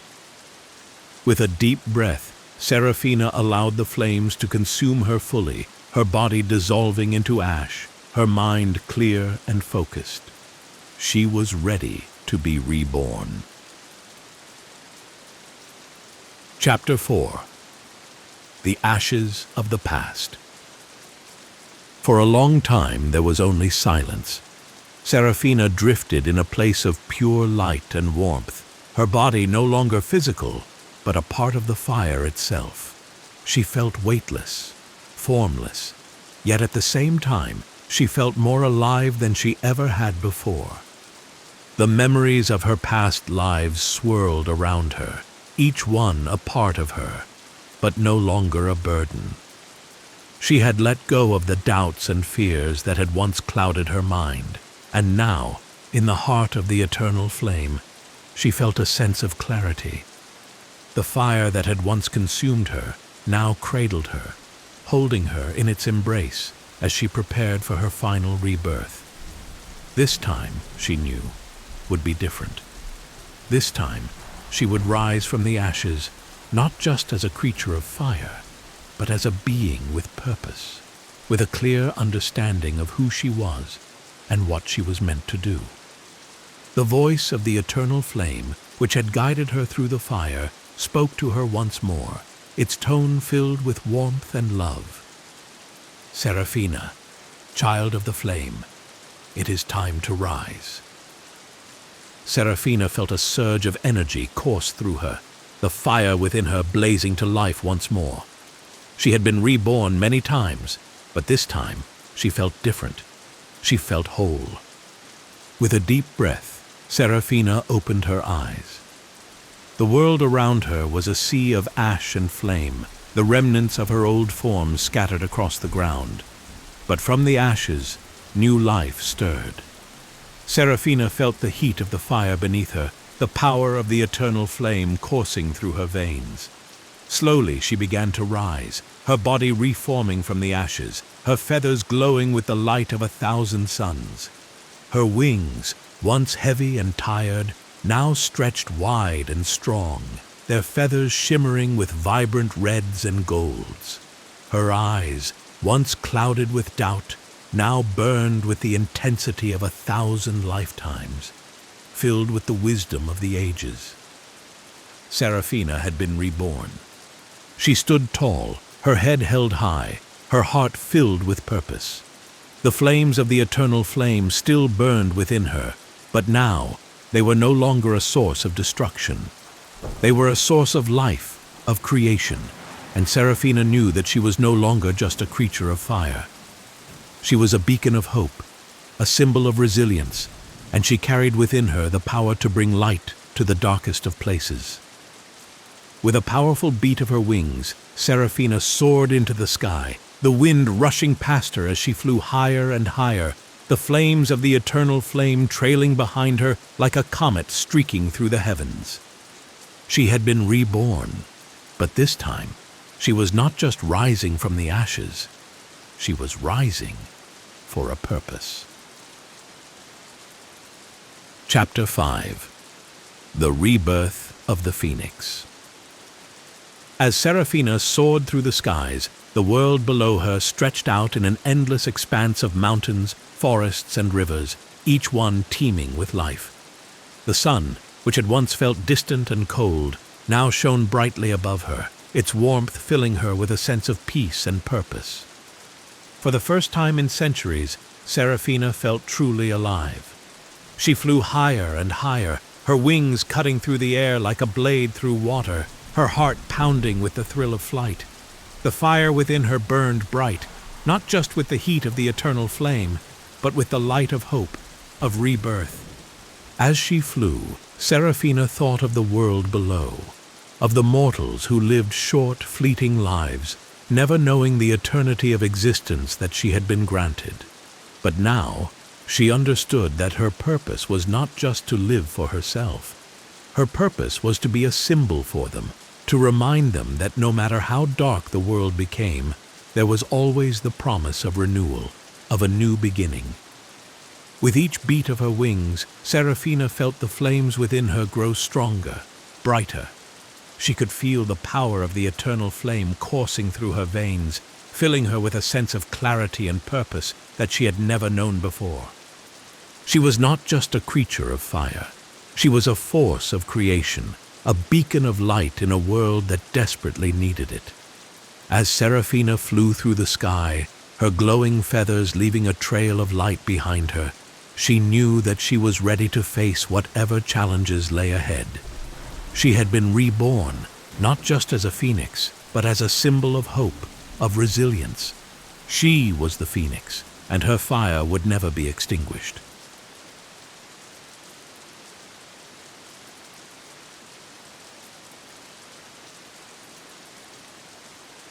The Siren Song.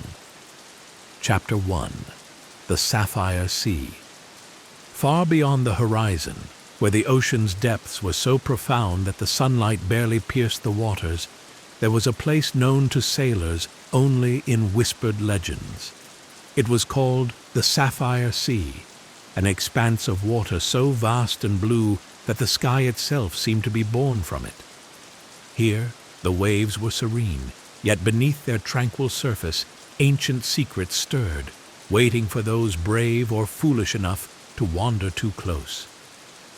It was in these waters that Thalassa, the last of the sirens, lived.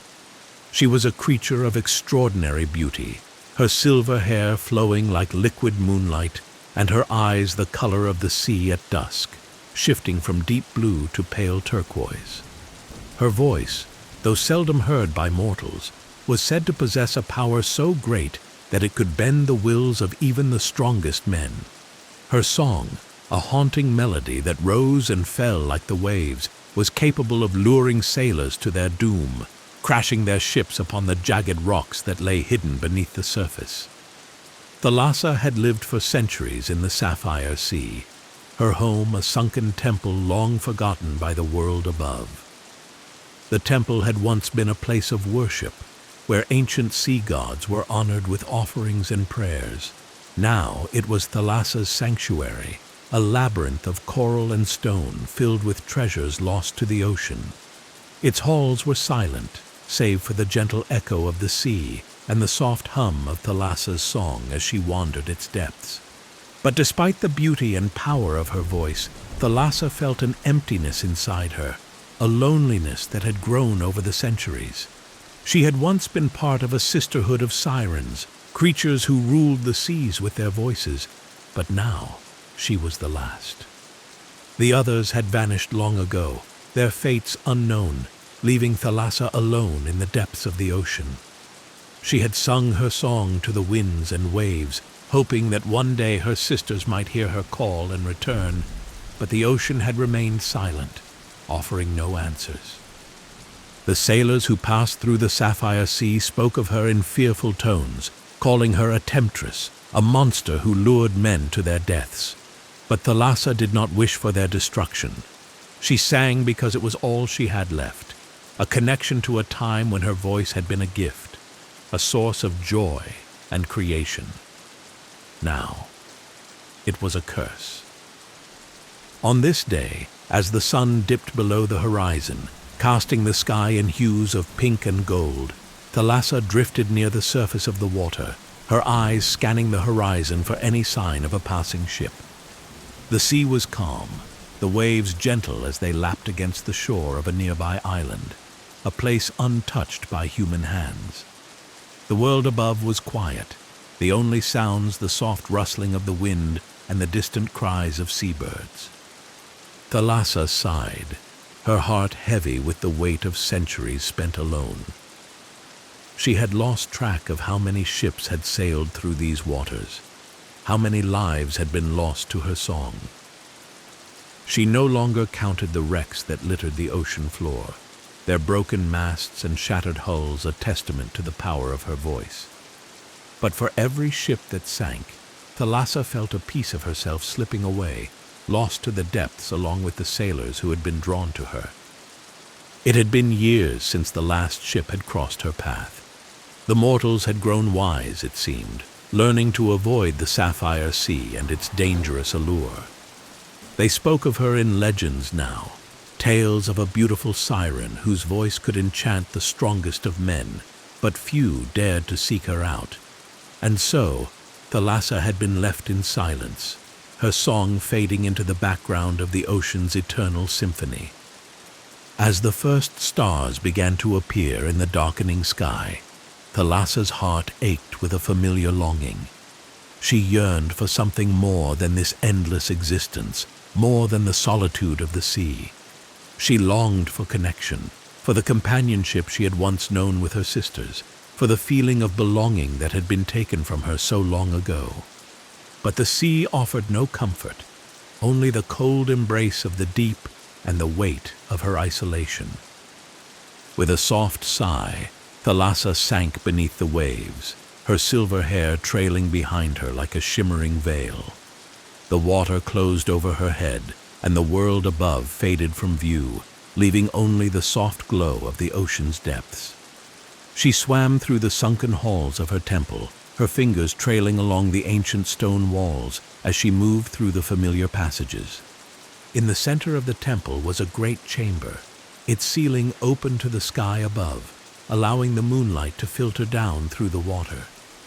It was here that Thalassa often came to sing, her voice echoing through the chamber and out into the open sea. But tonight, as she stood in the center of the chamber, gazing up at the distant surface, she felt no desire to sing.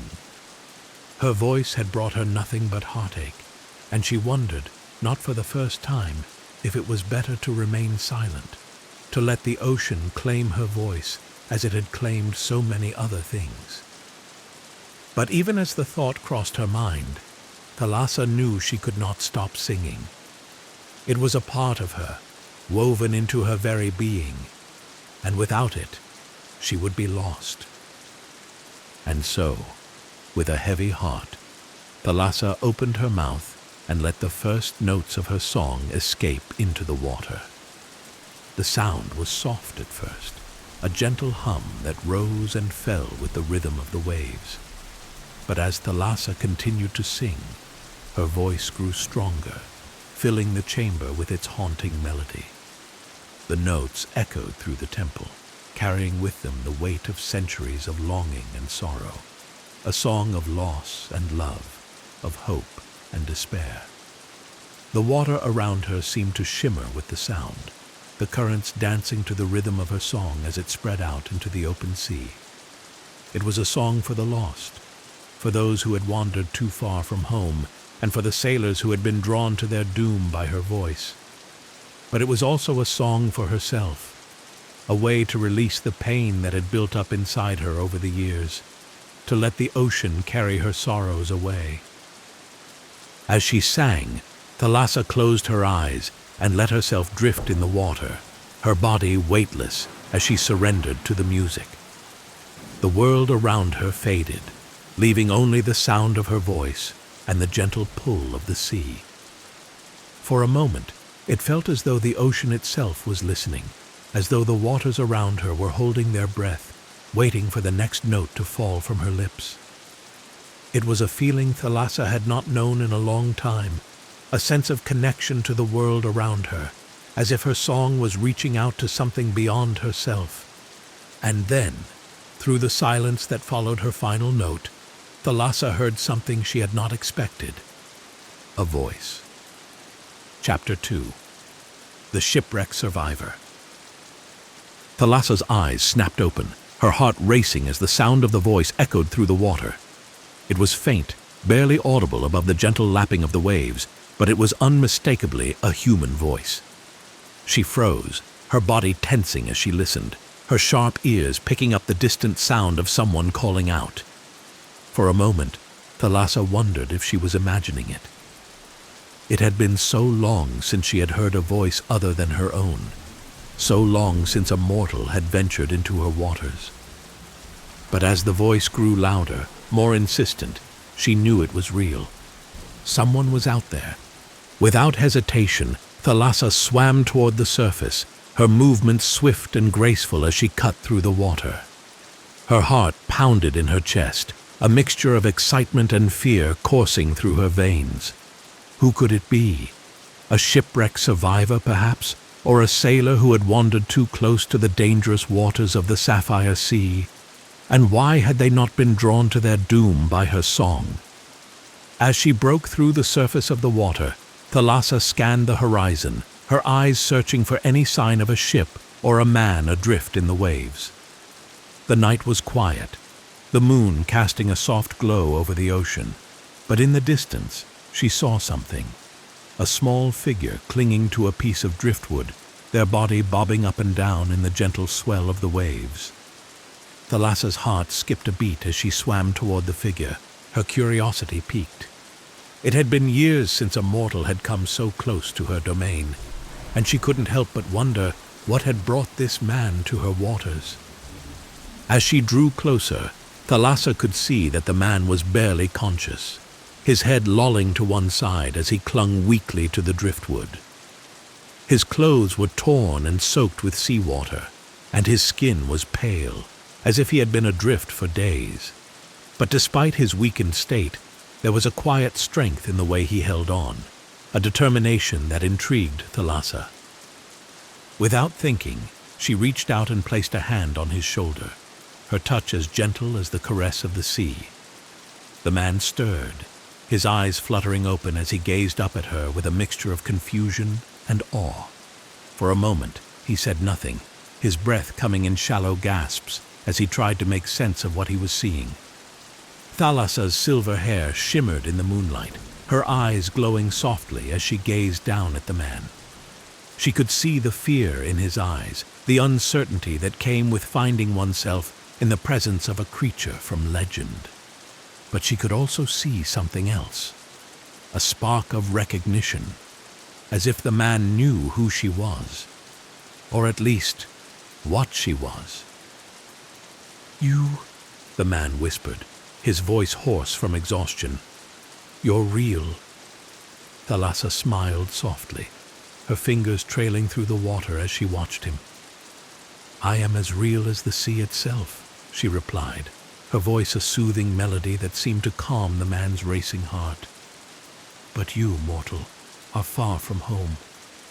The man nodded weakly, his grip on the driftwood tightening as he struggled to stay afloat. "My ship. It was wrecked in a storm," he said, his voice barely above a whisper. "I've been adrift for days. I thought I was going to die." Thalassa tilted her head, her eyes narrowing as she studied the man. There was something different about him, something that set him apart from the sailors who had come before him. He did not seem afraid of her, not in the way they had been. Instead, there was a quiet acceptance in his gaze, as if he had already resigned himself to whatever fate awaited him.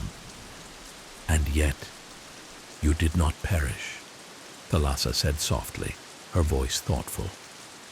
"You have been spared, though I do not know why." The man's eyes widened, a flicker of hope sparking in their depths. "Spared? By you?"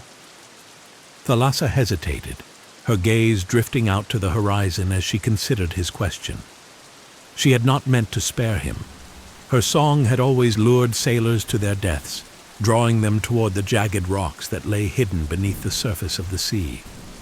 But this man had survived. He had been drawn to her, yes, but not in the way the others had been. "I did not intend to spare you," she admitted, her voice quiet. "But it seems the sea had other plans." The man let out a soft, humorless laugh, his head resting against the driftwood as he stared up at the stars. "I suppose I should be grateful then." Thalassa's heart ached at the sound of his laughter, so filled with bitterness and defeat. She had seen many men meet their end in the waters of the Sapphire Sea, but this man was different. There was something in him that called to her, something that made her want to understand why he had survived when so many others had not. Without thinking, Thalassa reached out and placed her hand on his cheek, her touch cool against his fevered skin. The man flinched at first, but then he relaxed, his eyes closing as he leaned into her touch. "You are not like the others," Thalassa whispered, her voice filled with wonder. "There is something about you, something that has kept you alive when the sea should have claimed you." The man opened his eyes, his gaze locking with hers. "Maybe I'm just too stubborn to die," he said with a weak smile. Thalassa smiled in return, a rare warmth spreading through her chest. She had lived for centuries, but she had never met a mortal like this one. He was strong, yes, but there was something more to him, something that intrigued her in a way she had not felt in a long time. "I think there is more to it than that," she said softly, her fingers trailing through the water as she studied him. "I think you were meant to survive, though I do not yet know why." The man's smile faded, and he gazed out at the sea, his expression thoughtful. "I don't know either," he admitted. but I'm grateful that I did."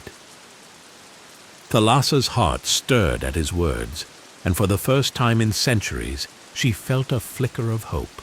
Perhaps in this man she would find the connection she had longed for, the companionship she had been denied for so long. And so, with a quiet determination, Thalassa made a decision. "You will come with me," she said, her voice firm but gentle. "I will care for you, and in return, you will tell me your story. Perhaps together, we will find the answers we both seek." The man hesitated for a moment, his gaze searching hers as if trying to understand her intentions. But then, with a slow nod, he agreed. "All right," he said softly. "I'll go with you." Thalassa smiled, her heart filled with a strange sense of anticipation. For the first time in centuries, she would not be alone. Chapter 3. The Silent Depths. Thalassa guided the man through the waters of the sapphire sea, her body moving gracefully through the waves as she supported him with one arm. He clung to her, his strength ebbing away with each passing moment, but Thalassa held him steady, her gaze focused on the distant horizon where her sunken temple lay hidden beneath the waves. The journey was long, the sea stretching out before them like an endless expanse of blue. But Thalassa was patient. She had spent centuries waiting in silence, and now, for the first time, she felt a sense of purpose guiding her actions. The man, though weakened by his ordeal, remained conscious, his eyes drifting across the water as he marveled at the beauty of the ocean. Thalassa watched him closely, her curiosity piqued by his quiet resilience. He had been through so much, yet he had not given up. There was a strength in him that Thalassa found both intriguing and admirable. As they swam, the man broke the silence with a soft question.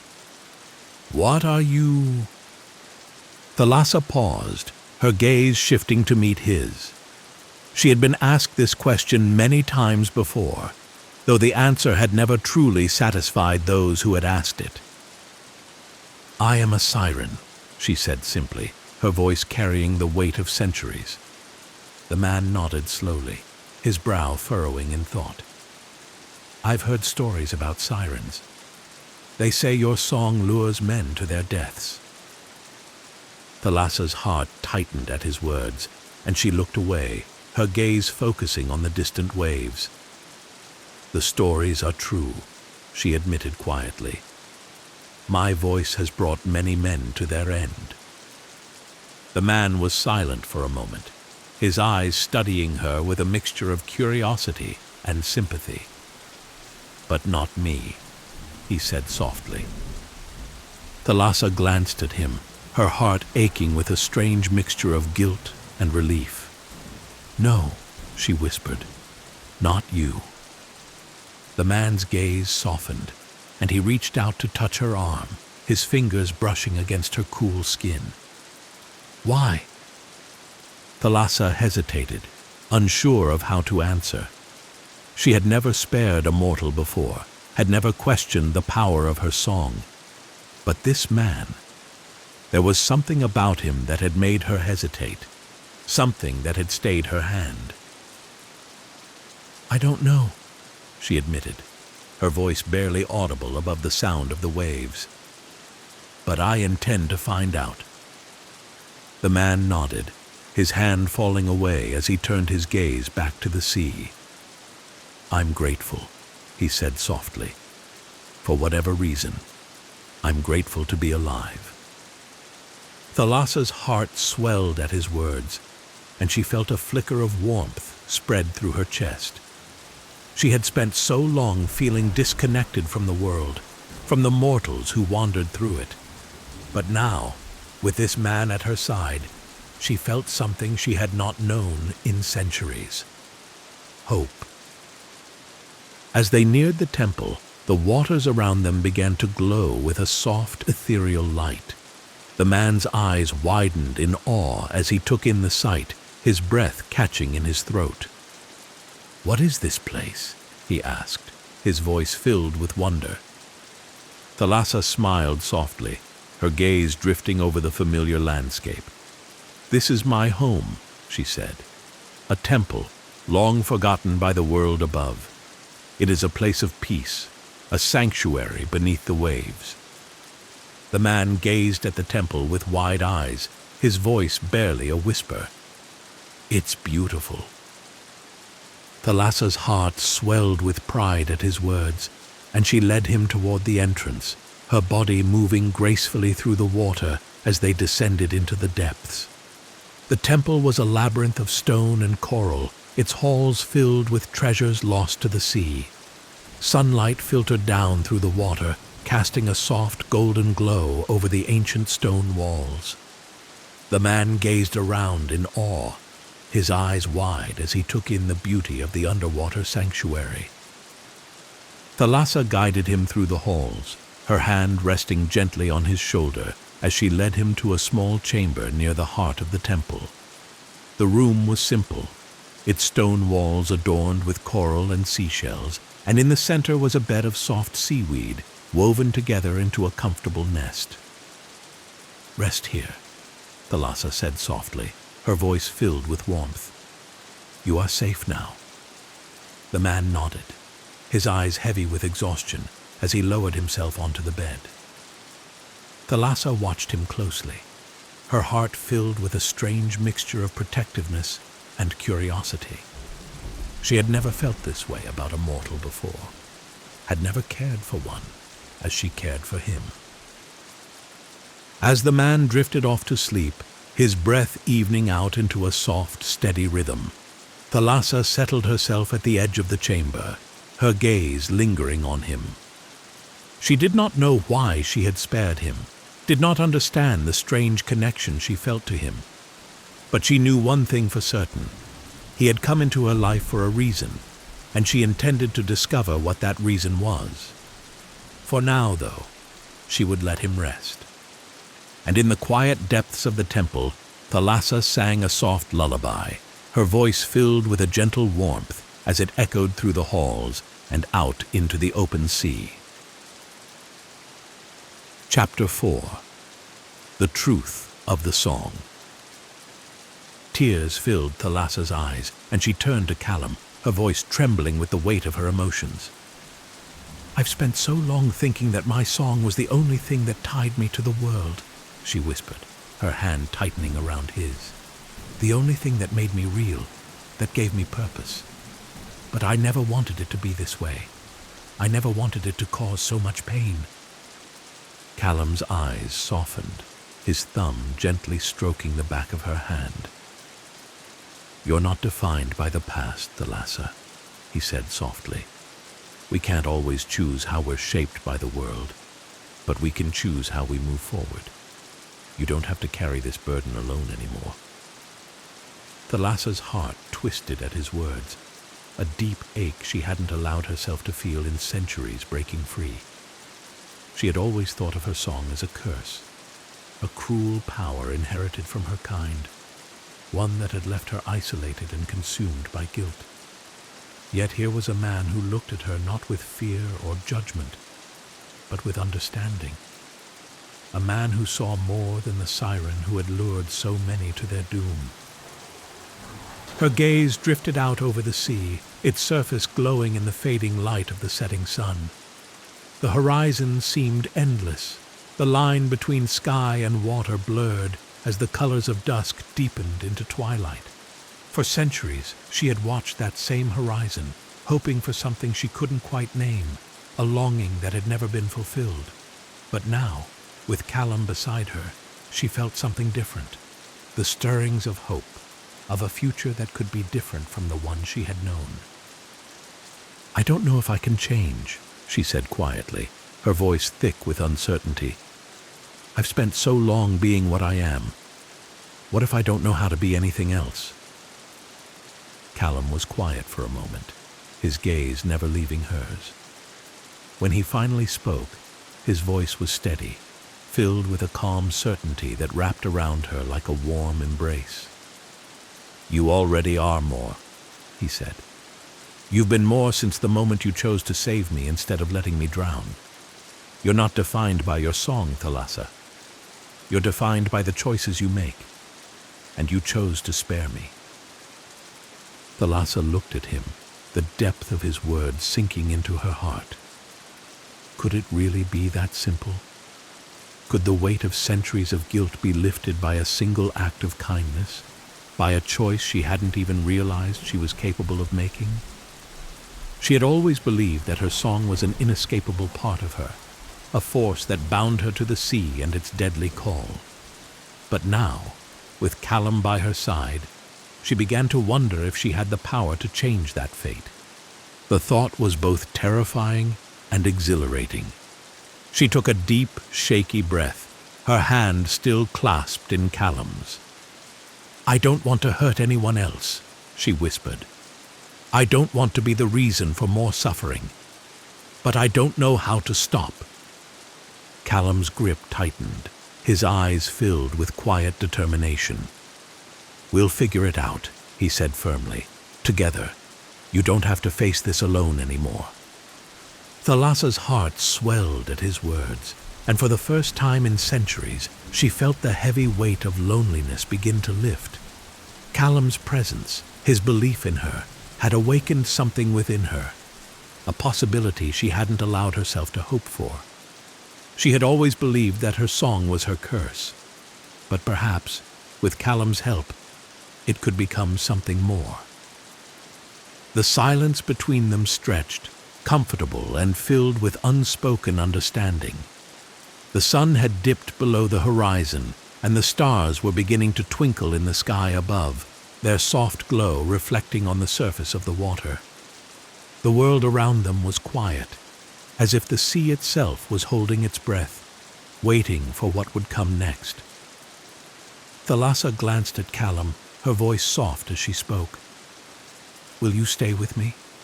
Even if I can't change, even if the song is still there?"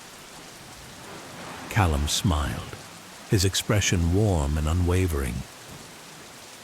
"I'm not going anywhere, Thalassa," he said gently. "You don't have to be perfect to be worthy of love or companionship. We all have our struggles, our scars. But I'm here, and I'll stand by you, no matter what." Thalassa's breath caught in her throat, a swell of emotion rising within her that she couldn't contain. She had spent so long believing that her song was the only thing she had, the only thing that defined her. But now, as she looked into Callum's eyes, she realized that she had been wrong. She wasn't alone anymore. The tears that had been gathering in her eyes spilled over, and she let out a soft, trembling laugh as she wiped them away. "Thank you," she whispered, her voice thick with emotion.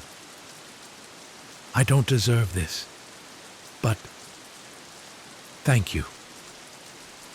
Callum shook his head, his smile gentle. "Everyone deserves a chance, Thalassa, even sirens." For a moment, they sat together in silence, the weight of Thalassa's confession settling between them like the calm after a storm. The world around them seemed to exhale, the tension that had been building between them giving way to a quiet peace. And then, without warning, a soft sound broke the silence. The first note of Thalassa's song, rising from her throat like a whisper carried on the wind.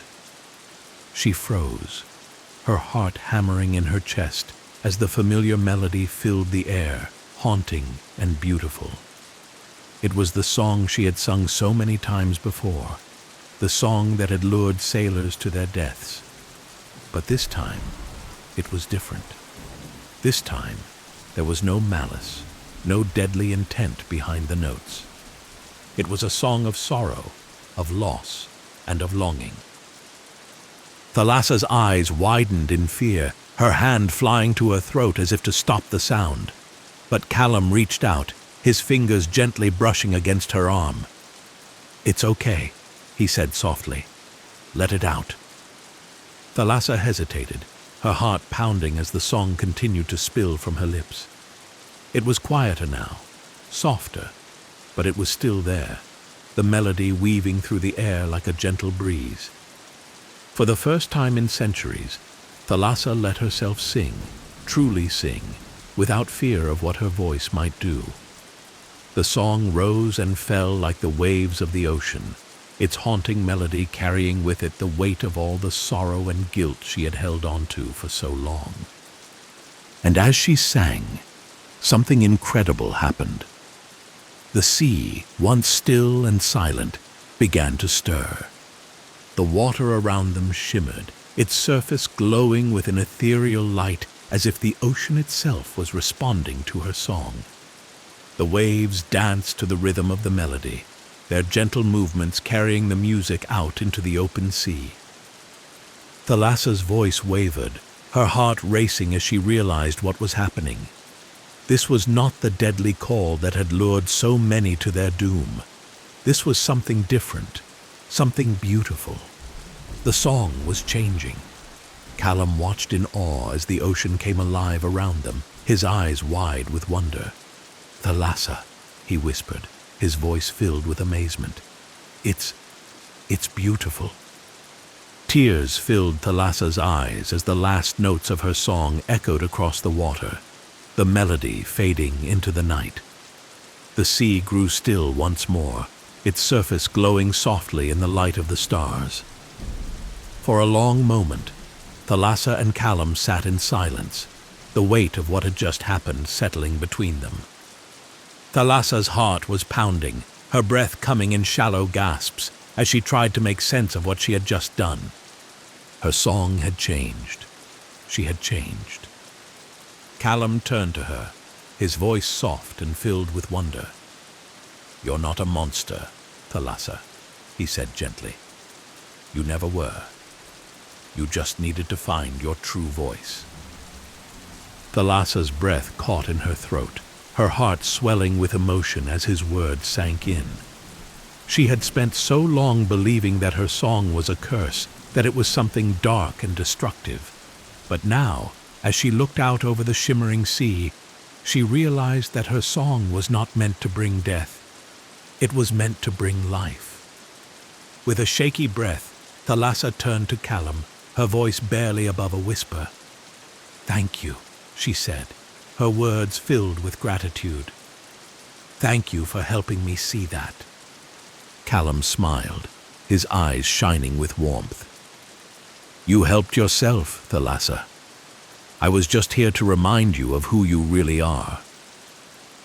Thalassa's heart swelled with emotion, and for the first time in centuries, she felt a sense of peace settle over her. She was no longer bound by the guilt of her past, no longer defined by the song that had once caused so much pain. She was free. And as the stars above twinkled in the night sky, their soft light reflecting on the surface of the sea, Thalassa knew that this was only the beginning. Chapter 5. The Siren's Promise. The days that followed Thalassa's revelation were filled with quiet, steady change. Her song, once a symbol of destruction, had become something beautiful, a melody that resonated not just within her, but throughout the sea itself. Each time she sang, the waters responded, rippling with gentle waves, shimmering in vibrant blues and greens, as if the ocean had been waiting for her to find her true voice all along. Callum remained by her side, his presence a constant source of comfort and strength. As he healed, his vitality returned, and with it, the stories of his life as a sailor. They spent their days exploring the forgotten corners of Thalassa's temple, diving into the depths of the sapphire sea, where sunken ships lay like ancient ruins, or simply sitting together by the shore, watching the horizon. There was a serenity to their companionship, a wordless understanding that grew between them with each passing moment. Yet even in this newfound peace, Thalassa knew that change was coming. The ocean, with all its mysteries, held a power that was both beautiful and dangerous. And while her song had transformed, the waters still carried whispers of old magic, of promises made long ago by her kind, promises that she had yet to fulfill. Thalassa could feel the pull of something deeper, a force that tugged at her heart, urging her to act. One evening, as the sun dipped below the horizon, casting the sea in a golden glow, Thalassa stood at the edge of the temple, her gaze fixed on the distant horizon.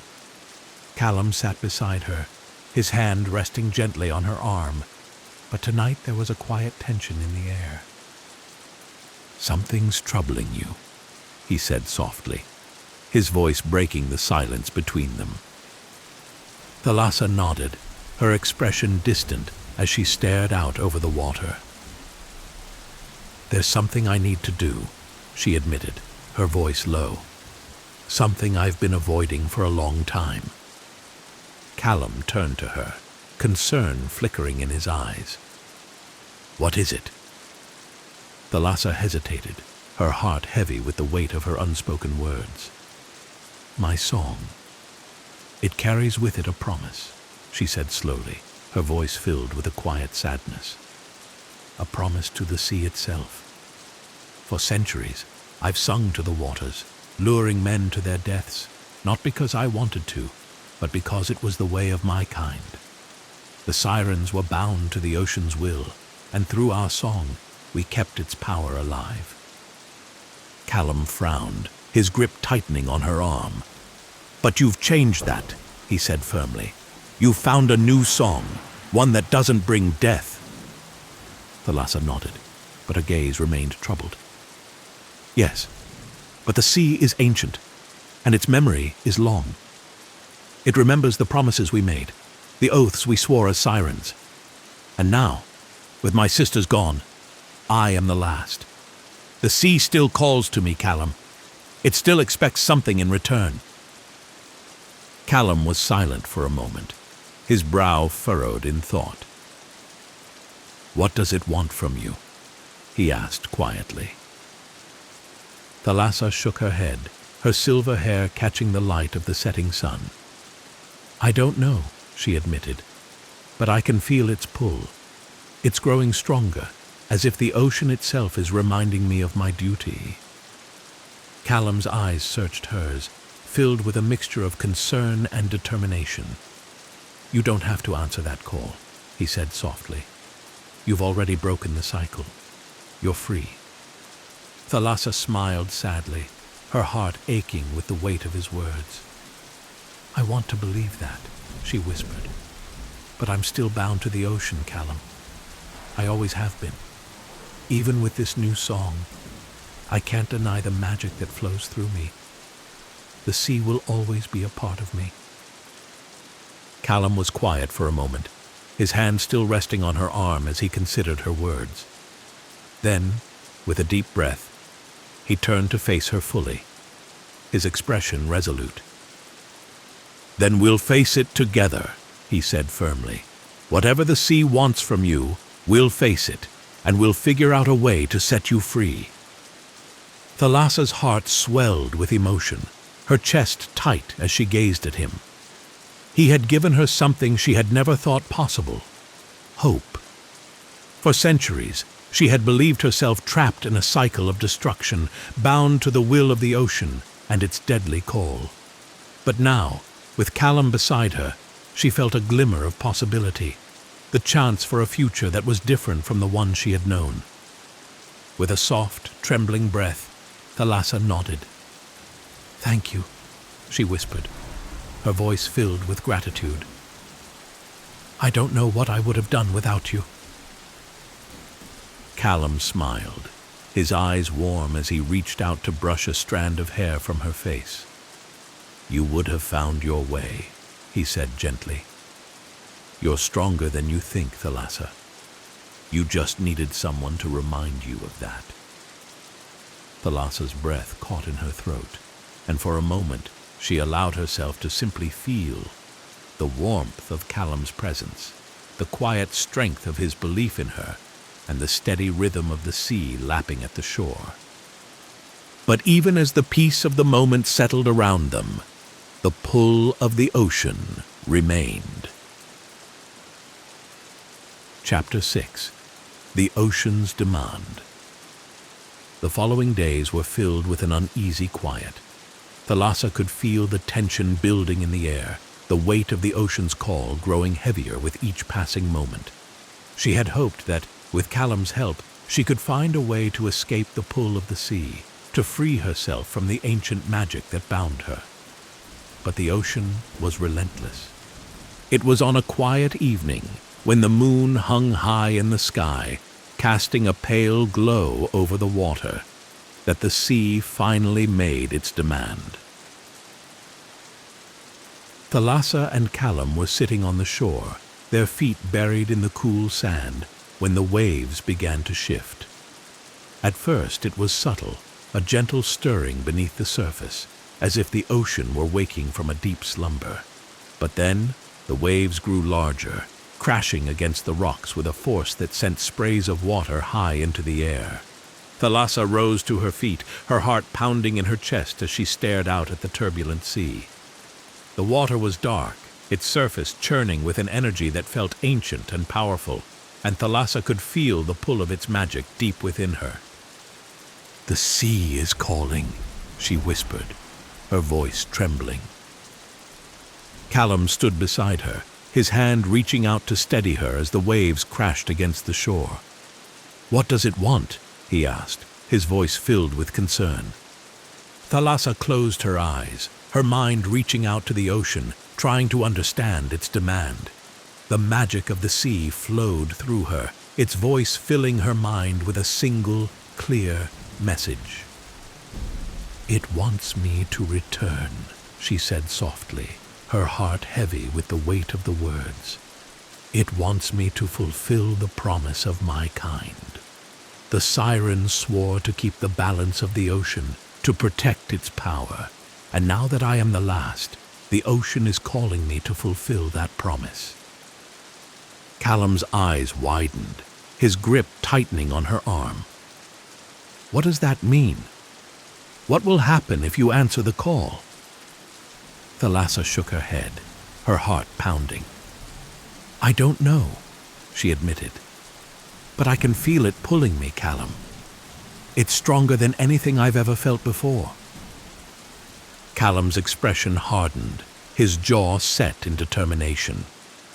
"You don't have to do this," he said firmly. "We can find another way."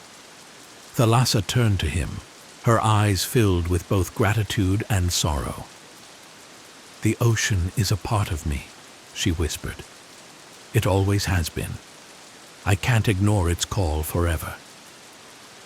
For a long moment, they stood together in silence, the sound of the crashing waves filling the air around them.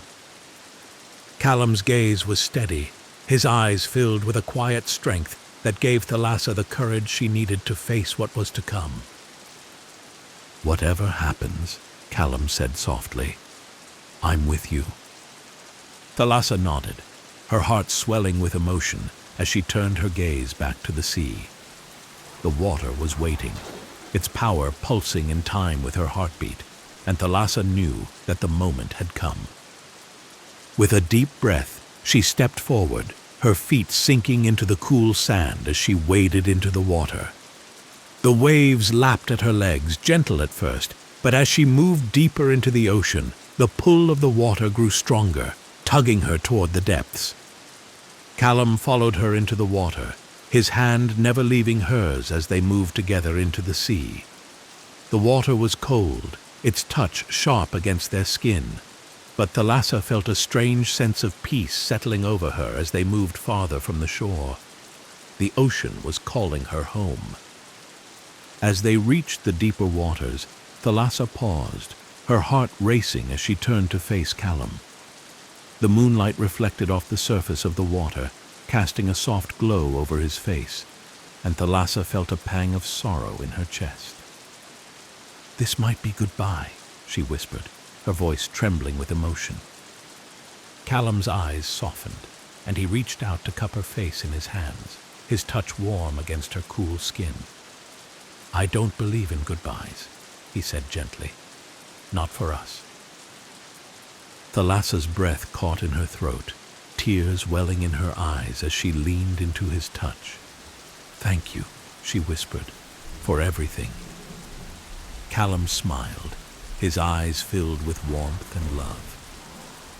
"I'll always be with you, Thalassa," he said softly, "no matter where the ocean takes you." With a final trembling breath, Thalassa closed her eyes and let the pull of the ocean take her. The water rose around them, swirling with a power that felt both ancient and eternal, and as Thalassa surrendered to the magic of the sea, she felt herself being drawn deeper into the depths. The world around her grew darker, the light of the moon fading as the water closed in around her, and for a moment Thalassa felt a surge of fear. But then, as she sank into the depths of the ocean, she felt a warmth spreading through her, a warmth that came not from the water, but from within herself, her song. It rose from her throat, soft at first, but growing stronger with each passing moment. It was a song of life, of renewal, of hope.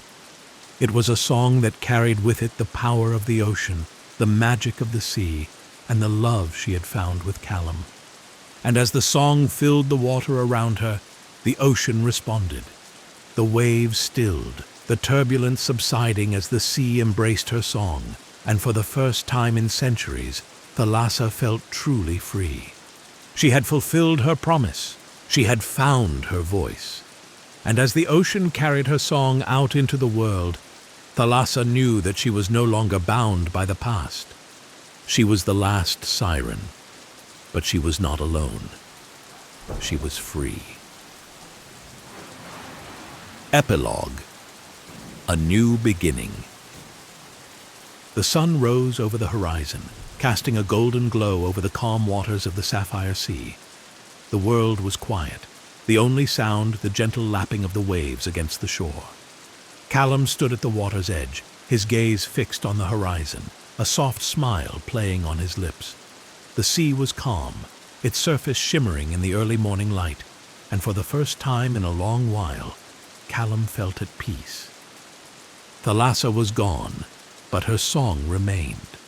It echoed in the wind, in the waves, in the very air around him, a constant reminder of the love they had shared and the promise they had made to each other. And as the sun rose higher in the sky, Callum knew that, wherever she was, Thalassa was free. She was no longer bound by the ocean's call. She had found her voice, and she had found her freedom.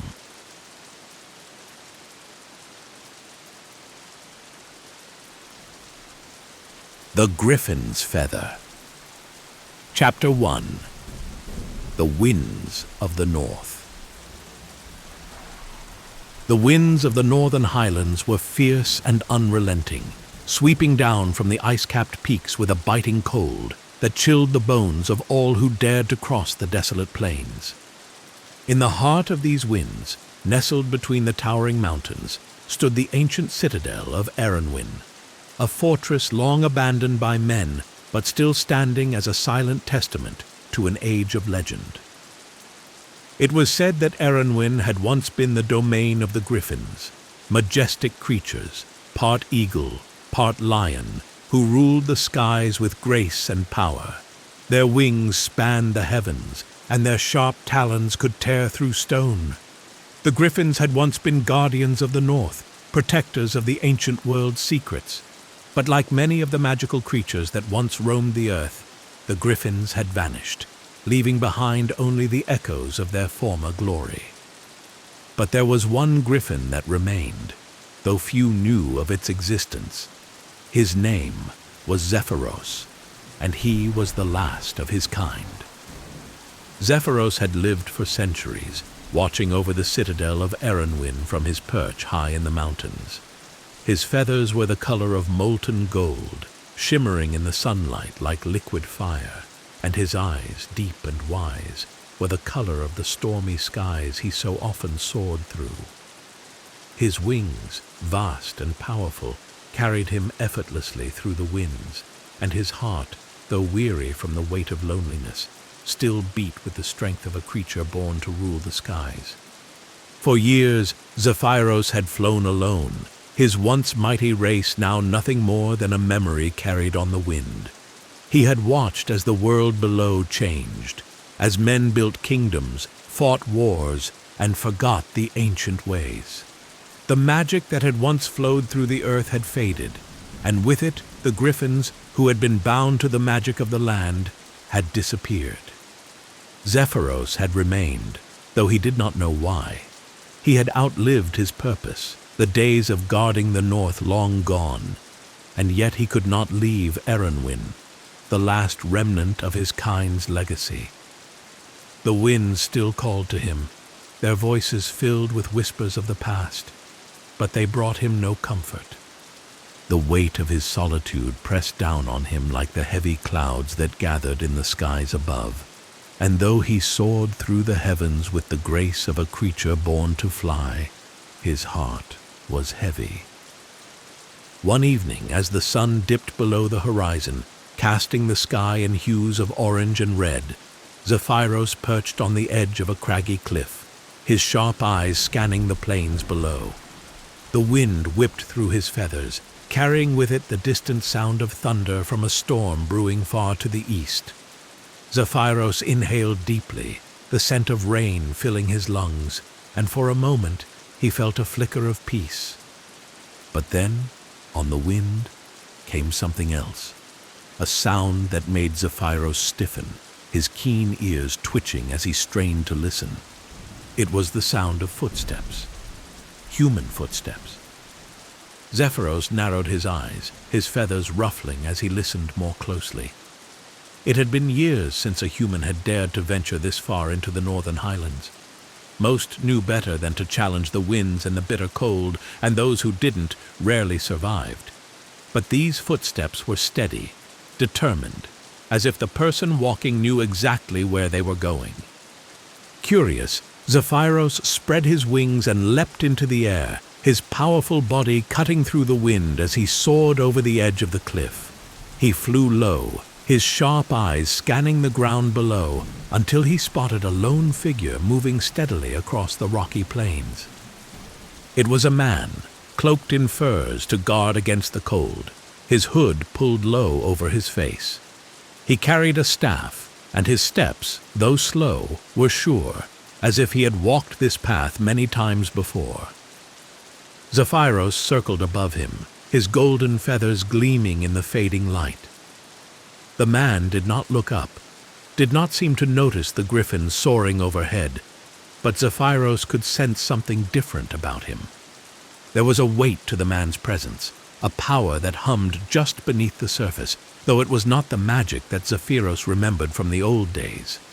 Intrigued, Zephyros followed the man as he made his way across the plains and toward the citadel of Erenwyn.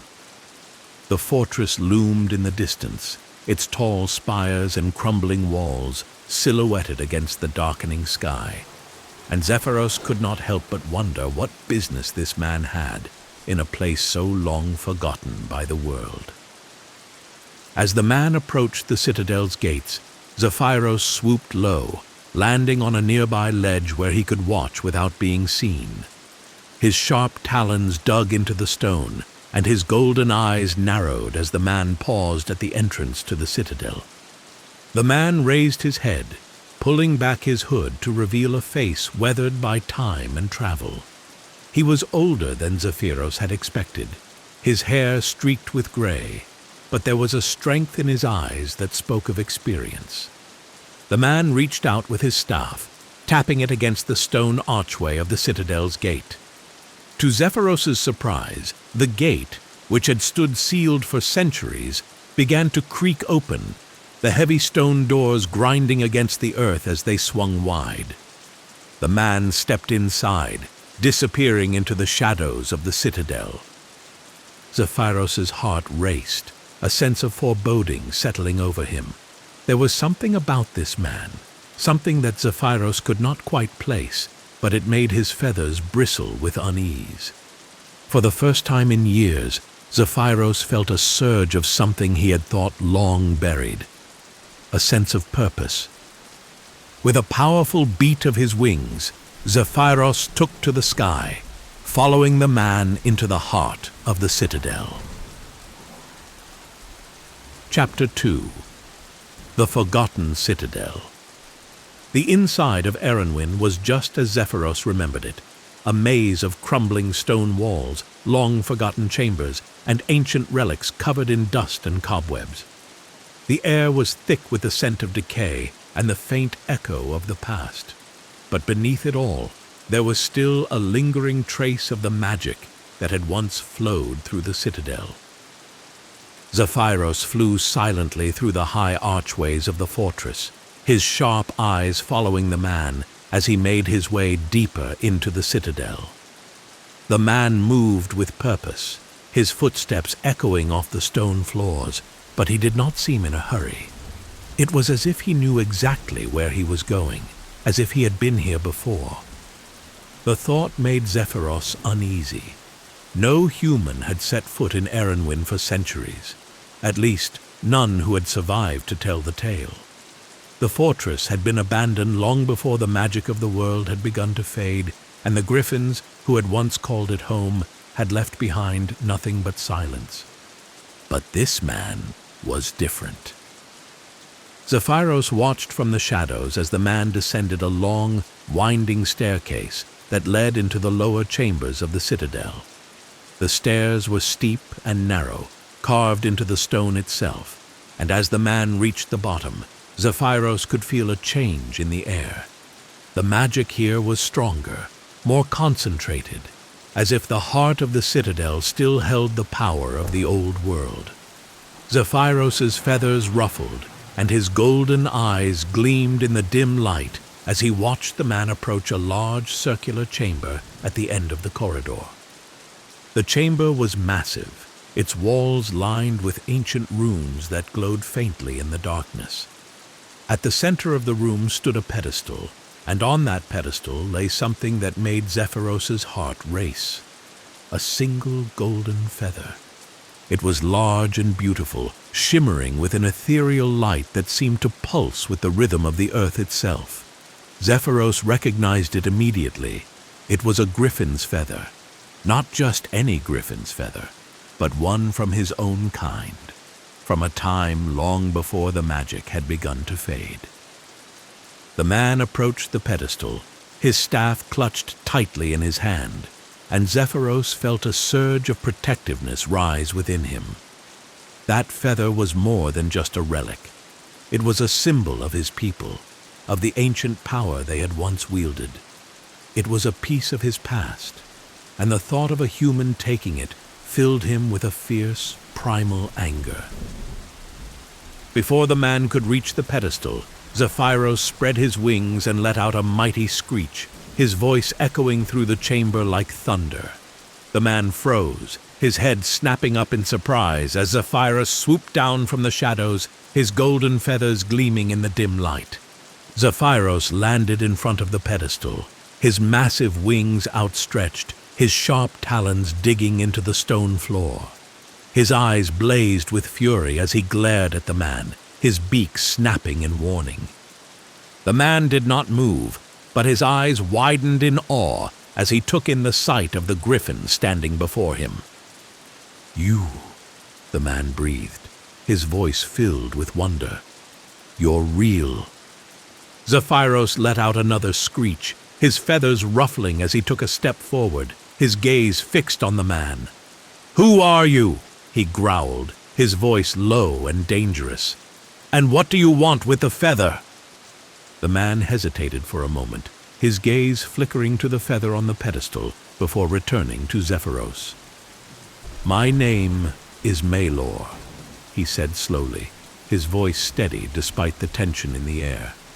"I am a scholar of the old world, and I have come seeking the power of the griffins." Zephyros narrowed his eyes, his feathers bristling with suspicion. "The power of the griffins is not for mortals to wield," he said coldly. "You have no right to be here." Maelor's expression softened, and he took a cautious step forward, his gaze never leaving Zephyros. I know the history of your kind, he said quietly.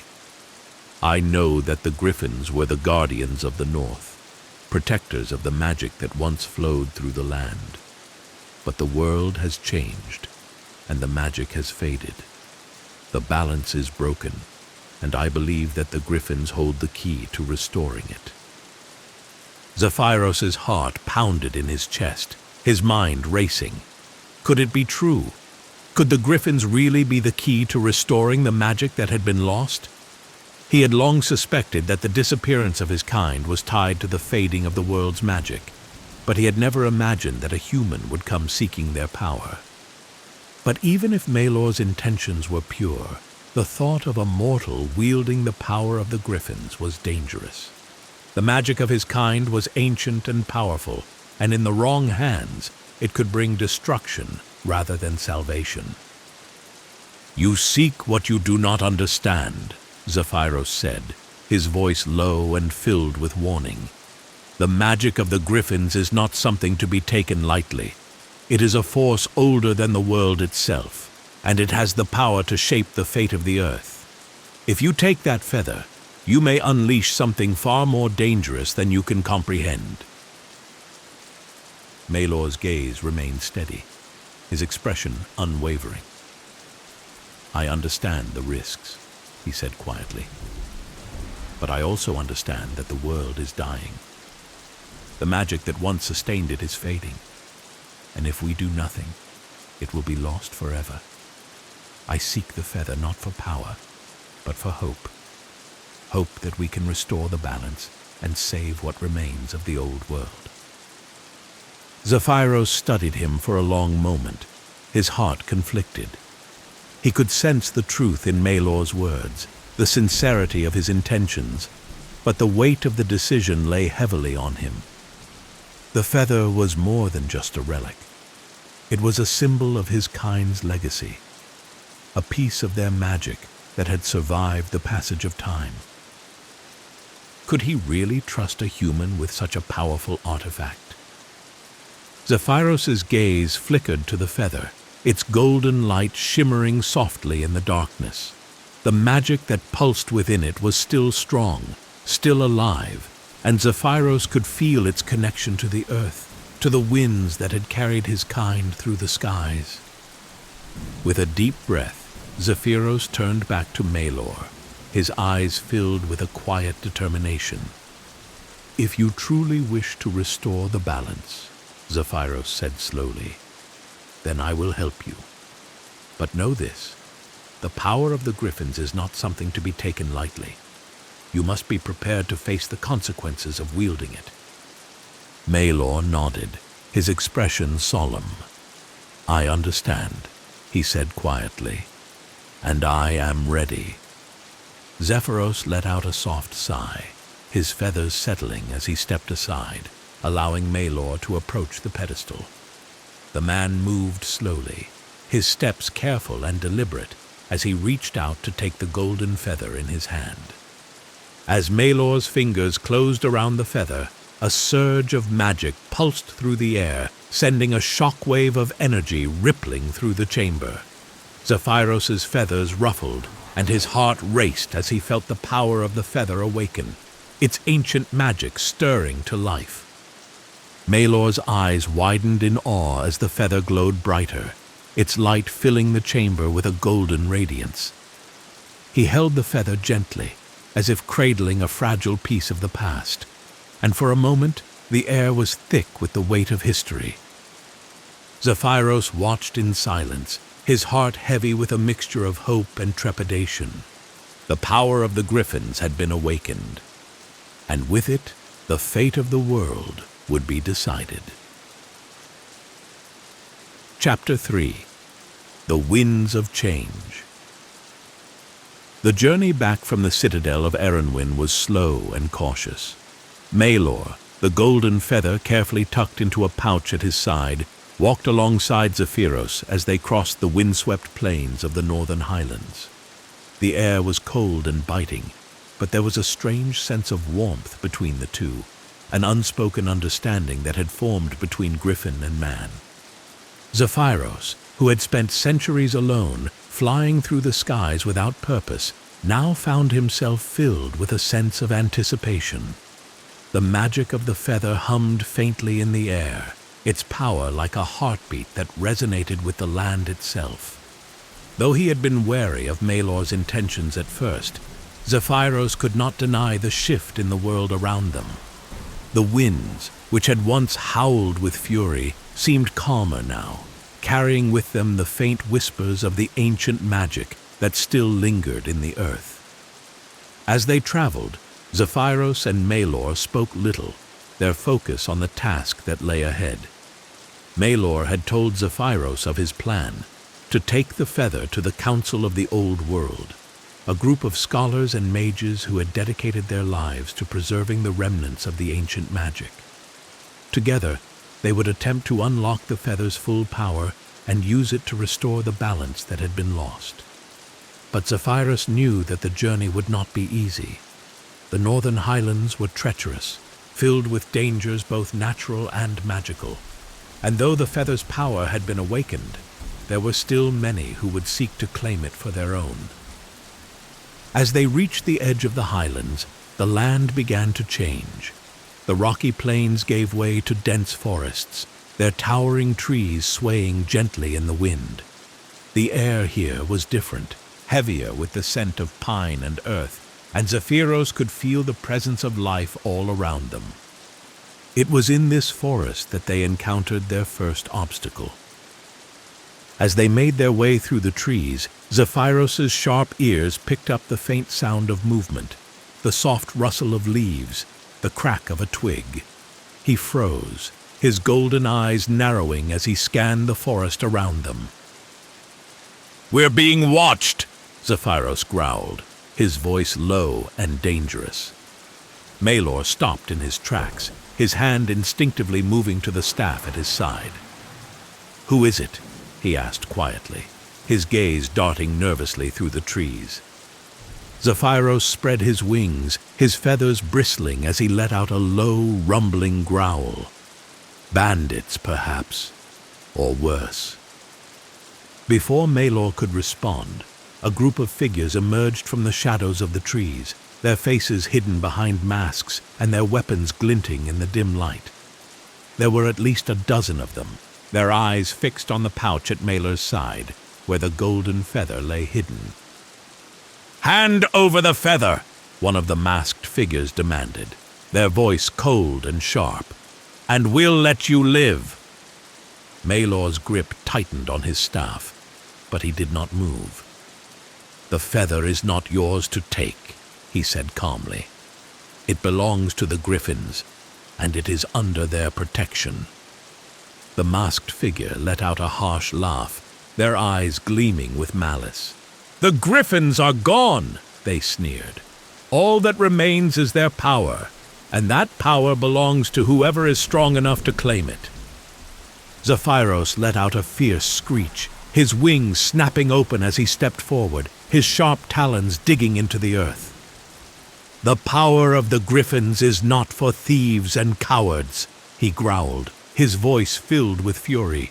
"Leave now, or face the wrath of the last of my kind." The masked figures hesitated, their eyes flickering nervously to the massive griffin standing before them. But the leader of the group stepped forward, their voice dripping with arrogance. "Even a griffin cannot stand against all of us," they said coldly. "We'll take the feather by force if we have to." Zephyros's eyes blazed with anger, and with a powerful beat of his wings, he launched himself into the air, his golden feathers gleaming in the dim light. He swooped down toward the leader of the group, his sharp talons outstretched, ready to strike. The leader barely had time to react before Zephyros's talons sliced through the air, sending them sprawling to the ground. The other bandits scattered, their weapons raised as they tried to defend themselves against the furious griffin. Maelor moved quickly, his staff glowing with a faint blue light as he summoned a shield of magic around them, deflecting the arrows and blows that the bandits hurled in their direction. The battle was fierce, but it did not last long. Zephyros, with the strength and speed of a creature born to rule the skies, fought with a ferocity that left the bandits reeling. His sharp beak and talons tore through their defenses, and within moments the masked figures were retreating, their leader lying unconscious at Zephyros's feet. Panting heavily, Zephyros landed beside Maelor, his feathers ruffled and his eyes gleaming with the adrenaline of the fight. "Are you hurt?" Zephyros asked, his voice rough but filled with concern. Maelor shook his head, his chest rising and falling with deep breaths. "No," he said quietly, "but they'll be back. We need to move quickly." Zephyros nodded, his gaze flickering to the unconscious leader of the bandits before turning back to Maelor. "They'll stop at nothing to get the feather," he said darkly. "We need to reach the council before they can catch up to us." Maelor's expression hardened, and he adjusted the pouch at his side, his eyes filled with determination. "Then we keep moving," he said firmly. "We can't let the feather fall into the wrong hands." With a final glance at the forest around them, Zephyros spread his wings, ready to take flight once more. The journey was far from over, but they would face it together.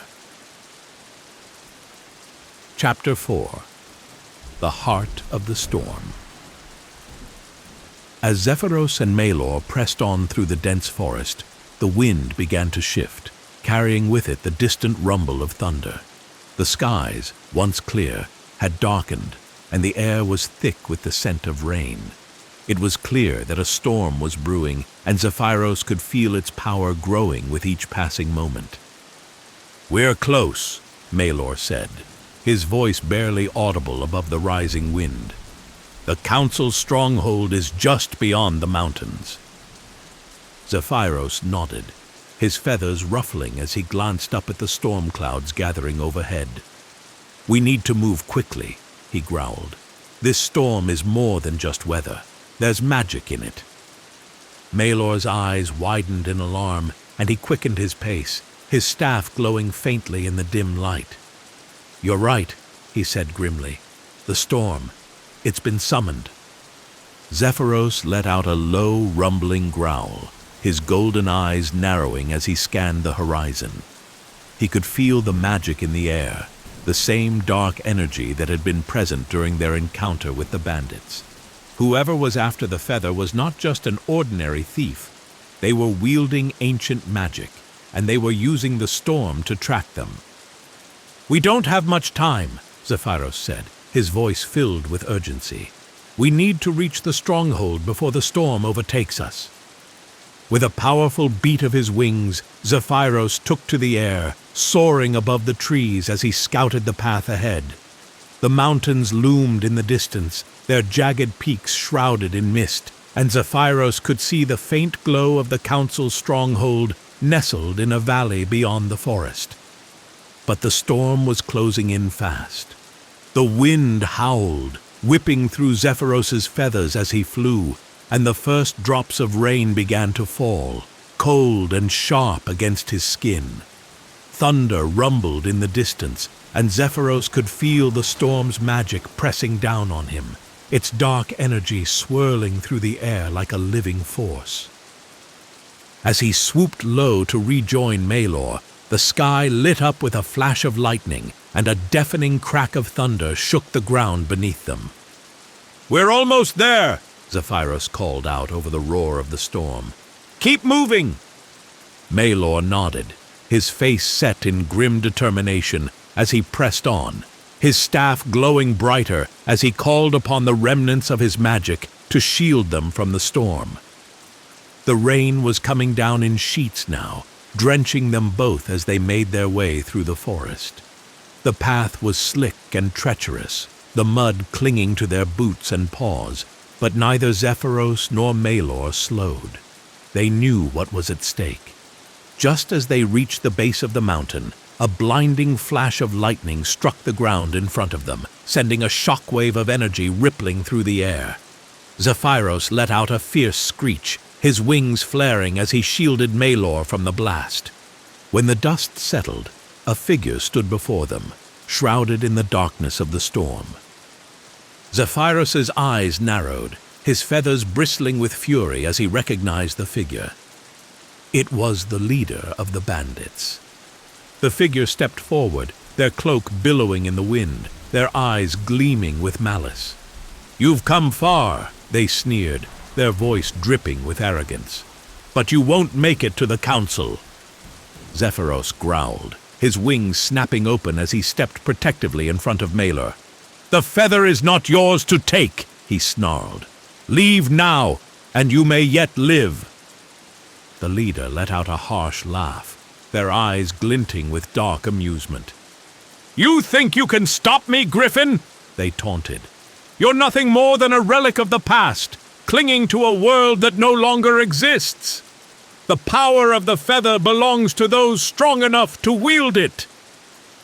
Zephyros's golden eyes blazed with fury, and with a powerful beat of his wings, he launched himself into the air, his sharp talons outstretched as he flew toward the leader. The battle was fierce, the storm raging around them as Zephyros fought with all the strength and skill of his kind. Lightning flashed across the sky, illuminating the dark figure as they summoned tendrils of dark magic to strike at Zephyros. But the Griffin was faster, dodging and weaving through the air with the grace of a creature born to rule the skies. Malor stood at the base of the mountain, his staff glowing brightly as he channeled his magic into a protective shield, deflecting the blasts of dark energy that rained down upon them. The leader of the bandits, their face twisted with fury, summoned a final, powerful strike of dark magic, sending it hurtling toward Zephyros with deadly force. But Zephyros, with the strength and speed of the last of the Griffins, dodged the blow and swooped down toward the leader, his talons gleaming in the light of the storm. With a mighty screech, Zephyros struck the leader down, his sharp talons tearing through the dark magic that surrounded them. The leader let out a final desperate cry as the magic faded, their body crumpling to the ground in defeat. The storm, as if responding to the defeat of its master, began to dissipate, the rain slowing to a gentle drizzle, and the dark clouds parting to reveal the soft glow of the moon. Zephyros landed beside Malor, his chest heaving with exertion, but his eyes were filled with a fierce pride. The battle was over, and they had won. Malor let out a breath of relief, his staff still glowing faintly as he looked up at Zephyros with gratitude in his eyes. "Thank you," he said softly. "I couldn't have done this without you." Zephyros let out a soft, rumbling growl, his feathers settling as he looked out at the now calm horizon. "We still have a long journey ahead," he said quietly, "but we will face it together." With the storm behind them and the path ahead clear, Zephyros and Malor pressed on toward the council's stronghold, the golden feather safely in their possession. The world had changed, and the magic of the old world was fading. But Zephyros knew, deep in his heart, that the power of the Griffins would never be forgotten. Chapter 5. The Council of the Old World. The stronghold of the Council of the Old World was a sight to behold, nestled deep within the valley between the mountains. Its tall towers, built from ancient stone, rose high into the sky, their spires gleaming in the light of the setting sun. The air here was thick with the scent of pine and magic, and Zephyros could feel the power of the council's magic resonating with the earth itself. As they approached the gates, a group of scholars and mages, clad in robes adorned with the symbols of the old world, stepped forward to greet them. Their faces were lined with age and wisdom, their eyes filled with a quiet reverence as they gazed at Zephyros and Malor. "You've done well to make it this far," one of the scholars said, his voice deep and measured. "We have been waiting for you." Malor nodded, his hand resting protectively on the pouch at his side. "The feather," he said quietly. It holds the key to restoring the balance." The scholars exchanged glances, their expressions grave. "We know," the leader said softly. "The feather is a powerful artifact, one that holds the last remnants of the ancient magic. But unlocking its power will not be easy." Zephyros, who had remained silent until now, stepped forward, his golden eyes gleaming with determination. "The magic of the Griffins is tied to the winds and the earth," he said. "It is a force that has existed since the dawn of time, but it cannot be wielded carelessly." The scholars nodded, their expressions solemn. "We understand," the leader said quietly, "but we must try. The world is dying, and if we do nothing, the magic will be lost forever."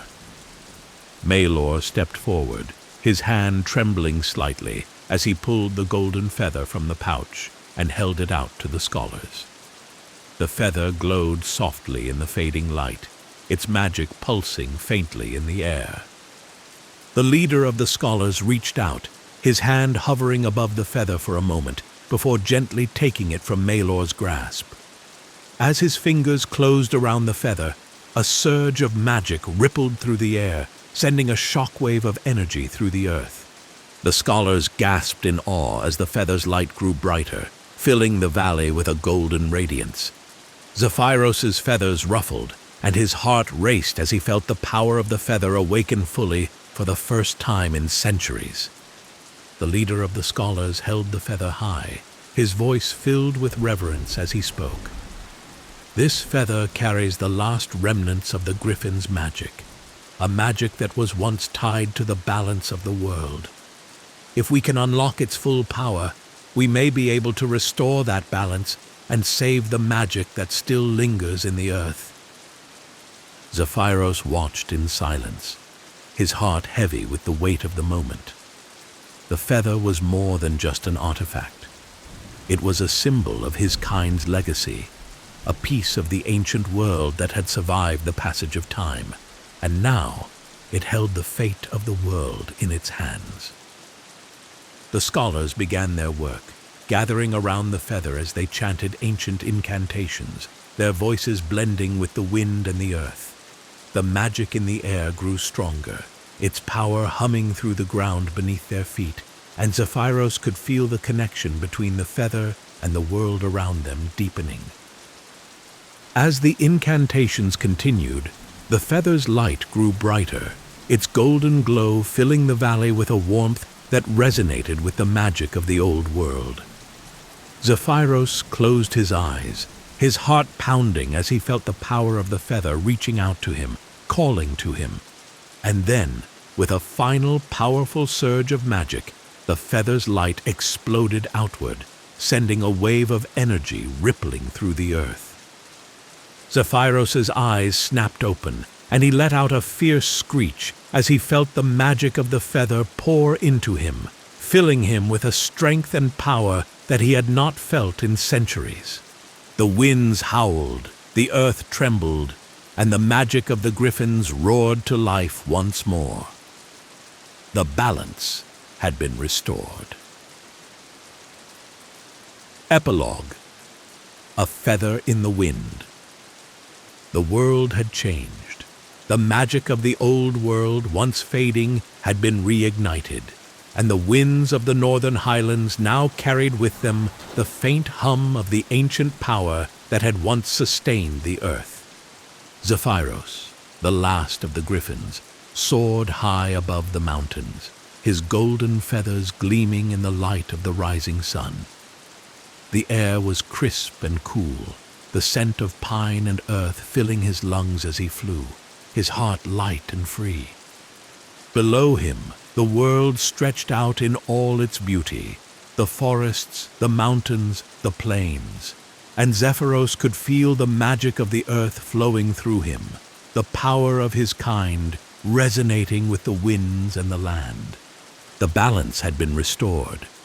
But Zephyros knew that his journey was far from over. He was the last of the Griffins, but he was not alone. The magic of the feather had been passed down, and with it, the hope of a new world, a world where the ancient power of the earth and the sky would never be forgotten. And as Zephyros flew through the skies, his wings cutting through the wind like a blade through water, he knew that the legacy of the Griffins would live on. For as long as the winds blew and the earth turned, the Griffin's feather would carry the magic of the old world, and the world would never forget.